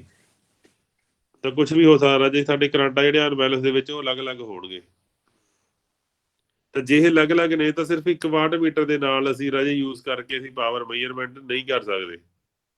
ਤਾਂ ਯਾਦ ਰੱਖਣਾ ਜੇ ਵਾਟ ਮੀਟਰ ਜਿਹੜਾ ਅਨਬੈਲੈਂਸ ਲੋਡ ਹੁੰਦਾ ਹੈਗਾ 2 ਤਰ੍ਹਾਂ ਦਾ ਕਿਹੜਾ ਹੁੰਦਾ ਹੈਗਾ। ਅਨਬੈਲੈਂਸ ਲੋਡ ਜਾਂ ਤਾਂ ਰਾਜੇ 3 ਫੇਸ 3 ਵਾਇਰ ਹੋਵੇਗਾ ਜਾਂ 3 ਫੇਸ 4 ਵਾਇਰ ਹੋਵੇਗਾ। ਰਾਜਾ ਦੱਸਿਓ 3 ਫੇਸ 3 ਵਾਇਰ ਅਨਬੈਲੈਂਸ ਲੋਡ ਦੀ ਐਗਜ਼ਾਮਪਲ ਦਿਓ ਕੀ ਆ? Without neutral. ਹਾਂ ਵਿਦਆਊਟ ਨਿਊਟਰਲ 3 ਫੇਸ। ਆ ਵਿਦਆਊਟ ਨਿਊਟਰਲ ਤਾਂ ਆ ਵੀ ਹੁੰਦਾ ਰਾਜੀ, ਆ ਹੈਗਾ 3 ਫੇਸ 3 ਵਾਇਰ ਇਹ ਚਾ ਕਹਿ ਸਕਦੇ ਆਂਗੇ ਬੱਚੇ। ਅਨਬੈਲੈਂਸ 3 ਫੇਸ 3 ਵਾਇਰ ਲੋਡ ਆ ਹੈਗਾ ਰਾਜੇ। ਅਨਬੈਲੈਂਸ ਲੋਡ ਜਿਹੜਾ ਕਿ 3 ਫੇਸ 3 ਵਾਇਰ ਹੈਗਾ, ਇਹਨੂੰ ਕਹਿ ਸਕਦੇ ਹੋ ਕਿ ਨਹੀਂ ਕਹਿ ਸਕਦੇ? ਬੋਲੋ। ਨਹੀਂ ਕਹਿ ਸਕਦੇ, ਨਹੀਂ ਕਹਿ ਸਕਦੇ ਰਾਜੇ, ਹਾਂ। ਕਿਉਂਕਿ ਡੈਲਟਾ ਜਿਹੜਾ ਹੁੰਦਾ ਬੱਚੇ, ਡੈਲਟਾ ਕਦੇ ਵੀ ਨੈਵਰ ਵੀ ਇਹ ਅਨਬੈਲੈਂਸ, ਡੈਲਟਾ ਕਦੇ ਵੀ ਅਨਬੈਲੈਂਸ ਨਹੀਂ ਹੁੰਦਾ ਬੱਚੇ, ਯਾਦ ਰੱਖਣਾ ਇਹ। ਡੈਲਟਾ ਕਦੇ ਅਨਬੈਲੈਂਸ ਨਹੀਂ ਹੁੰਦਾ ਰਾਜੇ। ਅਨਬੈਲੈਂਸ ਸਿਰਫ ਕੌਣ ਹੁੰਦਾ ਗਾ? ਸਟਾਰ ਹੁੰਦਾ ਬੱਚੇ। ਠੀਕ ਹੈ ਜੀ, ਯਾਦ ਰੱਖਿਓ ਬੱਚੇ ਇਸ ਗੱਲ ਨੂੰ। ਇਹ ਹੋ ਸਕਦਾ ਇਹਦੇ ਚ ਕਰੰਟ ਕੁਝ ਹੋਰ ਹੋਵੇ, ਇਹਦੇ ਚ ਕਰੰਟ ਕੁਝ ਹੋਰ ਹੋਵੇ, ਇਹਦੇ ਚ ਕਰੰਟ ਕੁਝ ਹੋਰ ਹੋਵੇ। ਤਾਂ 3 ਫੇਸ 3 ਵਾਇਰ ਦੇ ਵਿੱਚ ਵਿਦਆਊਟ ਨਿਊਟਰਲ ਸਾਡਾ ਜਿਹੜਾ ਸਟਾਰ ਹੁੰਦਾ it is 3 phase 3 wire system. ਤੇ ਵਿਦ ਨਿਊਟਰਲ ਵਾਲੇ ਸਾਡੇ ਕੋਲ ਕੁੱਲ ਕਿੰਨੀ? ਅੱਛਾ 3 ਫੇਸ 3 ਵਾਇਰ ਕੁੱਲ ਜਿਹੜੀਆਂ ਵਾਇਰਸ ਹੁੰਦੀਆਂ ਉਹ ਕਿੰਨੀਆਂ ਹੁੰਦੀਆਂ ਨੇਗੀਆਂ? 3। ਤੇ 3 ਫੇਸ 4 ਵਾਇਰ ਵਿੱਚ ਟੋਟਲ ਨੰਬਰ ਆਫ ਵਾਇਰਸ ਕਿੰਨੀਆਂ ਹੁੰਦੀਆਂ ਨੇ? 4। ਤੇ ਸਾਨੂੰ ਅਨਬੈਲੈਂਸ ਲੋਡ ਵਾਸਤੇ ਸਾਨੂੰ ਪੁੱਛ ਲਵੇ number of watt meters required, ਇਹਦੇ ਕੁਐਸਚਨ ਬਣਦੇ ਰਹੇ ਜੇ, ਮੈਂ ਤਾਂ ਕਰਕੇ ਬੋਲ ਰਿਹਾ। Number of watt meter required, watt meter required for 3 phase 3 wire system unbalance 3 phase 3 wire system. ਤਾਂ ਇਹਦੇ ਵਾਸਤੇ ਰਾਜੇ ਇੱਕ ਸਾਇੰਟਿਸਟ ਸੀਗਾ ਜਿਹਦਾ ਨਾਮ ਸੀਗਾ ਬਲੌਡਲ। ਤੇ ਉਹਨੇ ਇੱਕ ਥਿਊਰਮ ਦਿੱਤੀ ਸੀਗੀ, ਉਹ ਕਹਿੰਦਾ ਜਿੰਨੀਆਂ ਨੰਬਰ ਆਫ ਵਾਇਰਸ ਹੋਣਗੀਆਂ ਨੰਬਰ ਉਹਦੇ ਵਿੱਚ ਇੱਕ ਮਾਈਨਸ ਕਰ ਦਿਓ, ਇਹ ਤੁਹਾਡੇ ਨੰਬਰ ਆਫ ਵਾਟ ਮੀਟਰ ਆ ਜਾਣਗੇ। ਇਹਦਾ ਮਤਲਬ ਕੀ ਹੈ ਬੱਚੇ? 3 ਫੇਸ 3 ਵਾਇਰ ਸਿਸਟਮ ਵਾਸਤੇ ਜਿਹੜਾ ਕੀ ਹੋਊਗਾ ਅਨਬੈਲੈਂਸ ਟੋਟਲ ਜਿਹੜੇ ਵਾਟ ਮੀਟਰ ਨੇ ਰਾਜੇ ਕਿੰਨੇ ਨੇ? ਸਾਡੇ 2 ਵਾਟ ਮੀਟਰ ਚਾਹੀਦੇ ਨੇਗੇ। ਤੇ ਜੇ ਸਾਡੇ ਕੋਲੇ ਹੋਵੇ 3 ਫੇਸ 4 ਵਾਇਰ ਸਿਸਟਮ ਹੋਵੇ ਸਾਡੇ ਕੋਲੇ ਤੇ ਹੋਵੇ ਉਹ ਅਨਬੈਲੈਂਸ, ਤਾਂ ਵਾਇਰ ਸਾਡੀਆਂ ਕਿੰਨੀਆਂ ਨੇ? 4 ਨੇ ਨਾ। ਤਾਂ 4 ਮਾਈਨਸ 1 3 ਮਾਈਨਸ 1 ਸਾਡੇ ਕੋਲੇ ਕਿੰਨੇ ਆ ਗਏ? 3 ਵਾਟ ਮੀਟਰ ਚਾਹੀਦੇ ਨੇਗੇ। ਯਾਦ ਰੱਖ ਲਓਗੇ ਬੱਚੇ ਇਹਨੂੰ? ਅਨਬੈਲੈਂਸ ਦਾ ਰੀਜ਼ਨ ਕੀ ਹੁੰਦਾ ਰਾਜੇ ਦੱਸੋ? ਗੱਲ ਹੋ ਰਹੀ ਸੀਗੀ ਵੀ ਕੋਈ ਵੀ ਜਿਹੜਾ ਤੁਹਾਡਾ ਅਨਬੈਲੈਂਸ ਹੁੰਦਾ ਹੀ ਕਿਉਂ ਆ? ਕੋਈ ਵੀ ਲੋਡ ਆ ਜਿਹੜਾ ਸਾਡਾ ਉਹ ਅਨਬੈਲੈਂਸ ਹੁੰਦਾ ਹੀ ਕਿਉਂ ਹੈਗਾ? ਅਸੀਂ ਮੰਨ ਲਓ ਕੋਈ ਇੱਕ ਲੋਡ ਨੂੰ ਅਸੀਂ ਪਿਛਲੇ ਪਾਸੇ ਜਿਹੜੀ ਸਪਲਾਈ ਚੀਜ਼ ਉਹ ਬੈਲੈਂਸ ਸੀਗੀ, ਮਤਲਬ ਅਸੀਂ ਤਾਂ ਸਭ ਬਰਾਬਰ ਭੇਜੇ ਸੀਗੇ। ਮਤਲਬ ਐ ਲਾ ਲਓ ਵੀ ਵੋਲਟੇਜ ਸੀਗੀ ਜਿਹੜੀ ਇਸ ਫੇਸ ਦੇ ਵਿੱਚ ਵੀ ਬਰਾਬਰ ਸੀ, ਇਸ ਫੇਸ ਦੇ ਵਿੱਚ ਵੀ ਬਰਾਬਰ ਸੀ, ਤੇ ਆ ਜਿਹੜਾ ਫੇਸ ਸੀਗਾ ਇਹ ਵੀ ਬਰਾਬਰ ਸੀ। ਤਿੰਨੇ ਫੇਸਾਂ ਦੇ ਵਿੱਚ ਲਾਈਨ ਵੋਲਟੇਜ ਬਰਾਬਰ ਸੀ, ਬਟ ਫਿਰ ਵੀ ਜਿਹੜਾ ਕਰੰਟ ਸਾਡਾ ਫਿਰ ਵੀ ਬਦਲ ਗਿਆ। ਕੀ ਕਾਰਨ ਹੋ ਸਕਦਾ ਜੀ? ਇਹਦੇ ਅੰਦਰ ਆ ਜੀ ਸਾਡੇ ਕੋਲੇ ਮੰਨ ਲਓ ਆ 3 ਫੇਸ ਕੋਈ ਸਪਲਾਈ ਹੈਗੀ, ਆ 3 ਫੇਸ ਕੋਈ ਇਕਵਿਪਮੈਂਟ ਹੈਗਾ ਜਿਹੜਾ ਆ ਬਣਾਇਆ ਹੋਇਆ ਸਾਡਾ। ਇਹਦੇ ਅੰਦਰ ਆ ਜੀ ਸਾਡੇ ਕੋਲੇ ਜਿਹੜੀਆਂ 3 ਵਾਈਂਡਿੰਗਾਂ ਨੇਗੀਆਂ, ਇਹ 3 ਵਾਈਂਡਿੰਗਾਂ ਜਿਹੜੀਆਂ ਪਾਈਆਂ ਹੋਈਆਂ ਨੇ, ਤਿੰਨੇ ਵਾਈਂਡਿੰਗਾਂ ਜੇ ਆਪਸ ਦੇ ਵਿੱਚ ਆਈਡੈਂਟੀਕਲ ਨਾ ਹੋਈਆਂ, ਇੱਕ ਦੀ ਰੈਜ਼ਿਸਟੈਂਸ ਹੋਈ ਨਾ ਜੀ 100, ਇੱਕ ਦੀ ਰੈਜ਼ਿਸਟੈਂਸ ਹੋਈ 110, ਇੱਕ ਦੀ ਰੈਜ਼ਿਸਟੈਂਸ ਹੋਈ 115, ਤਾਂ ਸਾਨੂੰ ਇਹ ਵੀ ਤੁਹਾਨੂੰ ਵੀ ਪਤਾ ਇਹ ਗੱਲ ਤਾਂ ਵੀ ਜਿਹੜਾ ਸਾਡਾ ਕਿਸੇ ਵੀ ਵਾਈਂਡਿੰਗ ਦੇ ਵਿੱਚ ਜਿਹੜਾ ਸਾਡਾ ਕਰੰਟ ਹੁੰਦਾ ਗਾ, ਕਰੰਟ ਕਿਤੇ ਡਿਪੈਂਡ ਕਰਦਾ ਹੁੰਦਾ ਰਾਜੇ? V ਟੋਟਲ ਇੱਥੇ ਜਿਹੜੀ V phase voltage divide by resistance ਦੇ ਵਿੱਚ ਜਿਹੜੀ ਆਪਦੀ ਇਹਦੀ ਰੈਜ਼ਿਸਟੈਂਸ ਹੈਗੀ, ਤੇ ਜਿੱਥੇ ਰੈਜ਼ਿਸਟੈਂਸ ਸਾਡੀ ਵੱਧ ਹੋਏਗੀ ਉਹ ਫੇਸ ਦੇ ਵਿੱਚ ਰਾਜੇ ਕਰੰਟ ਸਾਡਾ ਕੀ ਹੋਏਗਾ? ਘੱਟ ਹੋਏਗਾ। ਜਿੱਥੇ ਰੈਜ਼ਿਸਟੈਂਸ ਘੱਟ ਹੋਏਗੀ ਉੱਥੇ ਰਾਜੇ ਸਾਡਾ ਕਰੰਟ ਕੀ ਹੋਏਗਾ? ਵੱਧ ਹੋਏਗਾ। ਜਿਹੜਾ ਸਾਡਾ ਕਰੰਟ ਹੋਏਗਾ ਫੇਸ ਕਰੰਟ ਉਹ ਕੀ ਹੋਏਗਾ? ਵੱਧ ਹੋਏਗਾ। ਬਸ ਇੰਨਾ ਕੁ ਸਿੰਪਲ ਜਿਹਾ ਰੀਜ਼ਨ ਹੁੰਦਾ ਵੀ ਬਾਈ ਚਾਂਸ ਜਿਹੜੀ ਸਾਡੀ ਮੋਟਰ ਹੈਗੀ ਉਹ ਕਿਸੇ ਲੋਕਲ ਮੇਡ ਹੈਗੀ, ਕੋਈ ਉਹ ਵਧੀਆ ਕੰਪਨੀ ਤੋਂ ਨਹੀਂ ਲੈ ਕੇ ਆਏ ਹੈਗੇ। ਪਾਉਣ ਵਾਲੇ ਨੇ ਧਿਆਨ ਨਹੀਂ ਰੱਖਿਆ ਵੀ ਕਿਸੇ ਦੇ ਵਿੱਚ ਤਾਂ ਤਾਰ ਲੰਬੀ ਪਾਤੀ, ਇੱਕ ਵਾਈਂਡਿੰਗ ਦੇ ਵਿੱਚ ਲੰਬੀ ਤਾਰ ਪੈ ਗਈ, ਦੂਜੀ ਵਾਈਂਡਿੰਗ ਦੇ ਵਿੱਚ ਛੋਟੀ ਤਾਰ ਪੈ ਗਈ, ਤੀਜੀ ਵਾਈਂਡਿੰਗ ਦੇ ਵਿੱਚ ਜਿਹੜੀ ਤਾਰ ਹੈਗੀ ਉਹ ਹੋਰ ਛੋਟੀ। ਠੀਕ ਹੈ ਜੀ। ਹੁਣ ਸਾਡੇ ਕੋਲੇ ਇੰਪੋਰਟੈਂਟ ਕੀ ਹੈਗਾ, ਅਸੀਂ ਪੜ੍ਹ ਲਿਆ ਵੀ ਇੱਕ ਸਾਡੇ ਕੋਲੇ 3 ਵਾਟ ਮੀਟਰ ਮੈਥਡ ਹੁੰਦਾ ਗਾ ਜੇ ਸਾਡੇ ਕੋਲੇ 3 ਫੇਸ 4 ਵਾਇਰ ਸਿਸਟਮ ਹੋਵੇ, ਜਾਂ ਫਿਰ ਸਾਡੇ ਕੋਲੇ 2 ਵਾਟ ਮੀਟਰ ਮੈਥਡ ਹੁੰਦਾ ਗਾ, ਜਾਂ ਇੱਕ ਸਿੰਗਲ ਵਾਟ ਮੀਟਰ ਮੈਥਡ ਹੁੰਦਾ। ਸਾਡੇ ਕੋਲੇ ਸਭ ਤੋਂ ਜ਼ਰੂਰੀ ਹੈਗਾ ਬੱਚੇ ਜਿਹੜਾ ਅਸੀਂ ਯਾਦ ਕਰਨਾ ਹੈਗਾ, ਜਿਹੜਾ ਅਸੀਂ ਸਾਨੂੰ ਪੇਪਰ ਦੇ ਵਿੱਚ ਹਮੇਸ਼ਾ ਪੁੱਛਿਆ ਜਾਂਦਾ ਹੈਗਾ, 2 ਵਾਟ ਮੀਟਰ ਮੈਥਡ। 2 ਵਾਟ ਮੀਟਰ ਮੈਥਡ ਮੋਸਟਲੀ ਯੂਜ਼ ਕੀਤਾ ਜਾਂਦਾ ਹੈਗਾ ਬੱਚੇ ਕਾਹਦੇ ਵਾਸਤੇ? ਅਨਬੈਲੈਂਸ ਲੋਡ ਨੂੰ ਫਾਈਂਡ ਕਰਨ ਵਾਸਤੇ, ਅਨਬੈਲੈਂਸ ਲੋਡ ਫਾਈਂਡ ਕਰਨ ਵਾਸਤੇ। ਕਿਹੜਾ? 3 ਫੇਸ 3 ਵਾਇਰ ਸਿਸਟਮ ਦਾ। ਓਕੇ, ਇਹਦੀ ਇੰਪੋਰਟੈਂਸ ਇੰਨੀ ਕਿਉਂ ਆ? ਕਿਉਂਕਿ ਨਾ ਸਿਰਫ ਇਹ ਐਵਰੇਜ ਪਾਵਰ ਮੈਜ਼ਰ ਕਰਦਾ ਗਾ, ਨਾ ਸਿਰਫ ਇਹ ਐਵਰੇਜ, ਇਹ ਸਰਕਟ ਜਿਹੜਾ ਤੁਹਾਡਾ ਲੋਡ ਹੁੰਦਾ ਉਸ ਲੋਡ ਦਾ ਪਾਵਰ ਫੈਕਟਰ ਵੀ ਮੈਜ਼ਰ ਕਰ ਦਿੰਦਾ ਹੈਗਾ ਵਾਟ ਮੀਟਰ। ਜਦ ਕਿ ਵਾਟ ਮੀਟਰ ਕਦੇ ਵੀ ਪਾਵਰ ਫੈਕਟਰ ਨਹੀਂ ਮੈਜ਼ਰ ਕਰਦਾ ਹੁੰਦਾ। ਜਿਹੜਾ ਵਾਟ ਮੀਟਰ ਹੁੰਦਾ ਉਹ ਤਿੰਨਾਂ ਚੀਜ਼ਾਂ ਨੂੰ ਪਲੱਸ ਕਰਕੇ ਮਲਟੀਪਲਾਈ ਕਰਕੇ P = V × I × cos θ, ਇਹ ਤਿੰਨਾਂ ਚੀਜ਼ਾਂ ਨੂੰ ਆਪਸ ਦੇ ਵਿੱਚ ਮਲਟੀਪਲਾਈ ਕਰਕੇ ਤਾਂ ਦਿੰਦਾ ਹੁੰਦਾ ਹੈਗਾ। ਪਰ ਕਦੇ ਵੀ ਇਹ ਜਿਹੜਾ ਆਮ ਸਾਡਾ ਵਾਟ ਮੀਟਰ ਹੁੰਦਾ ਹੈਗਾ ਉਹ ਪਾਵਰ ਫੈਕਟਰ ਨਹੀਂ ਦੱਸਦਾ ਹੁੰਦਾ। ਪਰ ਇੱਥੇ ਸਾਡੇ ਕੋਲੇ ਜਦੋਂ ਅਸੀਂ 2 ਵਾਟ ਮੀਟਰ ਨੂੰ ਅਰੇਂਜ ਕਰਾਂਗੇ, ਸਾਡੇ ਕੋਲੇ ਇੱਥੇ ਕਿਵੇਂ ਦੱਸੂਗਾ ਉਹ ਪਾਵਰ ਕਿਵੇਂ ਮੈਜ਼ਰ ਕਰੂਗਾ ਰਾਜੇ, ਉਹ ਅਸੀਂ ਡਿਸਕਸ਼ਨ ਕਰਨਾ ਗਾ। ਉਹ ਜਿਹੜਾ ਹੋਊਗਾ ਇੱਕ ਮੰਨ ਲਓ ਸਾਡੇ ਕੋਲ 1 ਵਾਟ ਮੀਟਰ ਆ, ਉਹਦਾ ਨਾਂ ਹੈਗਾ ਰਾਜੇ ਸਾਡਾ ਵਾਟ ਮੀਟਰ, ਇੱਕ ਦਾ ਨਾਂ ਅਸੀਂ W1 ਮੰਨ ਲਓ ਤੇ ਇੱਕ ਦਾ ਨਾਮ ਮੰਨ ਲਓ ਅਸੀਂ W2, ਤੇ W1 ਤੇ W2 ਇਹ 2 ਵਾਟ ਮੀਟਰ ਨੇਗੇ। ਠੀਕ ਹੈ, ਸਾਡੇ ਕੋਲੇ ਇਹਦੀ ਜਿਹੜੀ ਰੀਡਿੰਗ ਹੁੰਦੀ ਹੈਗੀ, ਮੰਨ ਲਓ ਇੱਕ ਦੀ ਰੀਡਿੰਗ ਆਈ ਆ 20, ਇੱਕ ਦੀ ਰੀਡਿੰਗ ਆਈ ਹੈਗੀ ਸਾਡੇ ਕੋਲੇ 10 ਵਾਟ, ਤੇ ਜਿਹੜੀ ਇਸ ਰੀਡਿੰਗ ਦੀ ਜਿਹੜੀ ਰੇਸ਼ੋ ਆ ਗਈ ਸਾਡੀ, ਉਹ ਰੇਸ਼ੋ ਦੇ ਵਿੱਚ ਜਿੰਨਾ ਡਿਫਰੈਂਸ ਹੋਊਗਾ ਉਹਦੇ ਹਿਸਾਬ ਨਾਲ ਆਪਾਂ ਪਾਵਰ ਫੈਕਟਰ ਕੱਢ ਕੇ ਇਹਨਾਂ ਨੂੰ ਦੱਸਾਂਗੇ। ਓਕੇ ਜੀ, ਠੀਕ ਹੈ ਜੀ। ਇੱਥੇ ਆਪਾਂ ਇੱਕ ਟੇਬਲ ਬਣਾਉਣਾ ਗਾ, ਅਸੀਂ ਦੇਖਣਾ ਗਾ ਵੀ ਜੇ 2 ਵਾਟ ਮੀਟਰ ਦੇ ਉੱਪਰ ਕਿੰਨੀ ਰੀਡਿੰਗ ਆਵੇ ਤਾਂ ਉਹਦਾ ਪਾਵਰ ਫੈਕਟਰ ਕੀ ਹੋਊਗਾ। ਠੀਕ ਹੈ ਜੀ, ਲਓ ਰਾਜੇ ਇਹਨੂੰ ਟੇਬਲ ਸਾਡਾ ਕਾਫੀ ਵੱਡਾ ਗਾ। ਟੇਬਲ ਨੂੰ ਯਾਦ ਕਰਨ ਤੋਂ ਪਹਿਲਾਂ ਨਾ ਇੱਕ ਸਟੋਰੀ ਸੁਣਾਉਣ ਲੱਗਿਆ ਤੁਹਾਨੂੰ। ਸਟੋਰੀ ਇਹ ਹੈਗੀ, ਸਾਹਮਣੇ ਤੁਸੀਂ ਰਾਜੇ ਇੱਕ ਉਹ ਦੇਖੀ ਹੋਏਗੀ, ਇੱਕ ਬੈਲ ਗੱਡੀ ਹੁੰਦੀ ਹੈਗੀ ਸਾਡੀ, ਉਹਦੇ 2 ਬਲਦ ਲੱਗੇ ਹੁੰਦੇ ਹੈਗੇ। ਇੱਕ ਬੈਲ ਗੱਡੀ ਦੇਖੀ ਆ ਵਾ ਜਿਹੜੀ ਹੁੰਦੀ ਹੈਗੀ ਪਿੰਡਾਂ ਦੇ ਵਿੱਚ, 2 ਬਲਦ ਨੇ ਰਾਜੇ। ਇਹਦਾ ਨਾਂ ਹੈਗਾ ਵਿਲੀਅਮ 1, ਇਹਦਾ ਨਾਂ ਹੈਗਾ ਵਿਲੀਅਮ 2। ਜੱਟ ਸ਼ਕੀਨ ਸੀਗਾ, ਬਾਹਰਲੇ ਪਾਸੇ ਨਾਂ ਚੋਰੀ ਕਰ ਲਏ ਅੰਗਰੇਜ਼ ਦੇ ਕਿਸੇ ਦੇ, ਉਹਦਾ ਨਾਂ ਰੱਖਤਾ, ਇੱਕ ਦਾ ਨਾਂ ਵਿਲੀਅਮ 1 ਰੱਖਤਾ, ਇੱਕ ਦਾ ਨਾਂ ਵਿਲੀਅਮ 2 ਰੱਖਤਾ। ਠੀਕ ਹੈ ਜੀ, ਇੱਕ ਜਿਹੜਾ ਸਾਡਾ ਬਲਦ ਹੈਗਾ, ਜਿਹੜਾ ਸਾਡਾ ਇੱਕ ਬਲਦ ਹੈਗਾ ਉਹ 50 ਕਿਲੋ ਭਾਰ ਆ, ਜਿਹੜਾ 50 kg ਭਾਰ ਆ ਜਿਹੜਾ ਉਹ ਸੌਖਾ ਚੱਕ ਸਕਦਾ, ਦੂਜਾ ਵੀ 50 kg ਭਾਰ ਸੌਖਾ ਚੱਕ ਸਕਦਾ ਹੈਗਾ। ਠੀਕ ਹੈ ਜੀ, ਤੇ ਮੰਨ ਲਓ ਜੇ ਕੋਈ ਇੱਕ ਕੰਡੀਸ਼ਨ ਦੀ ਗੱਲ ਕਰਦੇ ਆ, ਆਪਾਂ ਪਹਿਲੀ ਕੰਡੀਸ਼ਨ ਲੈ ਕੇ ਚੱਲਦੇ ਆਂਗੇ ਵੀ ਇਹ ਦੋਨੇ ਜਿਹੜੇ ਸਵਸਥ ਬਲਦ ਨੇਗੇ, ਆਹ ਜਿਹੜਾ ਬਲਦ ਵਿਲੀਅਮ 1 ਹੈਗਾ ਜਿਹੜਾ ਸਾਡਾ, ਤੇ ਵਿਲੀਅਮ ਜਿਹੜਾ 2 ਹੈਗਾ, ਇਹ ਦੋਨੇ ਜਿਹੜੇ ਸਾਡੇ ਸਵਸਥ ਨੇਗੇ, ਹੈਲਦੀ ਨੇਗੇ ਸਾਡੇ ਇਹ। ਤਾਂ ਉਸ ਵੇਲੇ ਜਿਹੜਾ ਭਾਰ ਚੱਕਿਆ ਜਾਊਗਾ ਜੇ ਟੋਟਲ ਭਾਰ ਕਿੰਨਾ ਚੱਕਿਆ ਜਾਊਗਾ? 50 ਇਹ ਚੱਕ ਰਿਹਾ ਉੱਚੇ 50 ਇਹ ਚੱਕ ਰਿਹਾ, ਤਾਂ ਵੱਧ ਤੋਂ ਵੱਧ ਇੱਥੇ ਭਾਰ ਕਿੰਨਾ ਹੋ ਸਕਦਾ? 100 ਬਿਲਕੁਲ ਜੀ 100 kg ਆ ਗਿਆ। ਤੇ 100 kg ਨੂੰ ਆਪਾਂ 1 ਕੁਆਂਟਲ ਲਿਖ ਸਕਦੇ ਆਂਗੇ? ਹਾਂਜੀ ਸਰ। ਤਾਂ ਮੈਂ ਲਿਖਦਾ ਵੀ ਜਿਸ ਵੇਲੇ ਦੋਨੇ ਬਰਾਬਰ ਹੋਣਗੇ ਉਸ ਵੇਲੇ ਮੇਰੇ ਕੋਲ ਜਿਹੜਾ ਟੋਟਲ ਭਾਰ ਚੱਕਿਆ ਜਾਊਗਾ 1 ਚੱਕਿਆ ਜਾਊਗਾ, 1 ਕੁਆਂਟਲ ਚੱਕਿਆ ਜਾਊਗਾ। ਇਹ ਪਹਿਲੀ ਕੰਡੀਸ਼ਨ ਆ ਗਈ ਰਾਜੇ। ਦੂਜੀ ਕੰਡੀਸ਼ਨ ਦੇ ਵਿੱਚ ਕੀ ਹੋਇਆ ਵੀ ਇੱਕ ਵਾਰ ਕੀ ਹੋਇਆ ਜਿਹੜਾ ਸਾਡਾ ਇਹ ਬਲਦ ਸੀਗਾ ਨਾ, ਆਹ W1 ਜਿਹੜਾ ਸੀਗਾ ਸਾਡਾ, ਇਹ ਰਾਜੇ ਬਿਮਾਰ ਹੋ ਗਿਆ। W1 ਸਾਡਾ ਬਿਮਾਰ ਹੋ ਗਿਆ। W1 ਜਿਹੜਾ ਸਾਡਾ ਸੀਗਾ ਇਹ ਬਿਮਾਰ ਹੋ ਗਿਆ।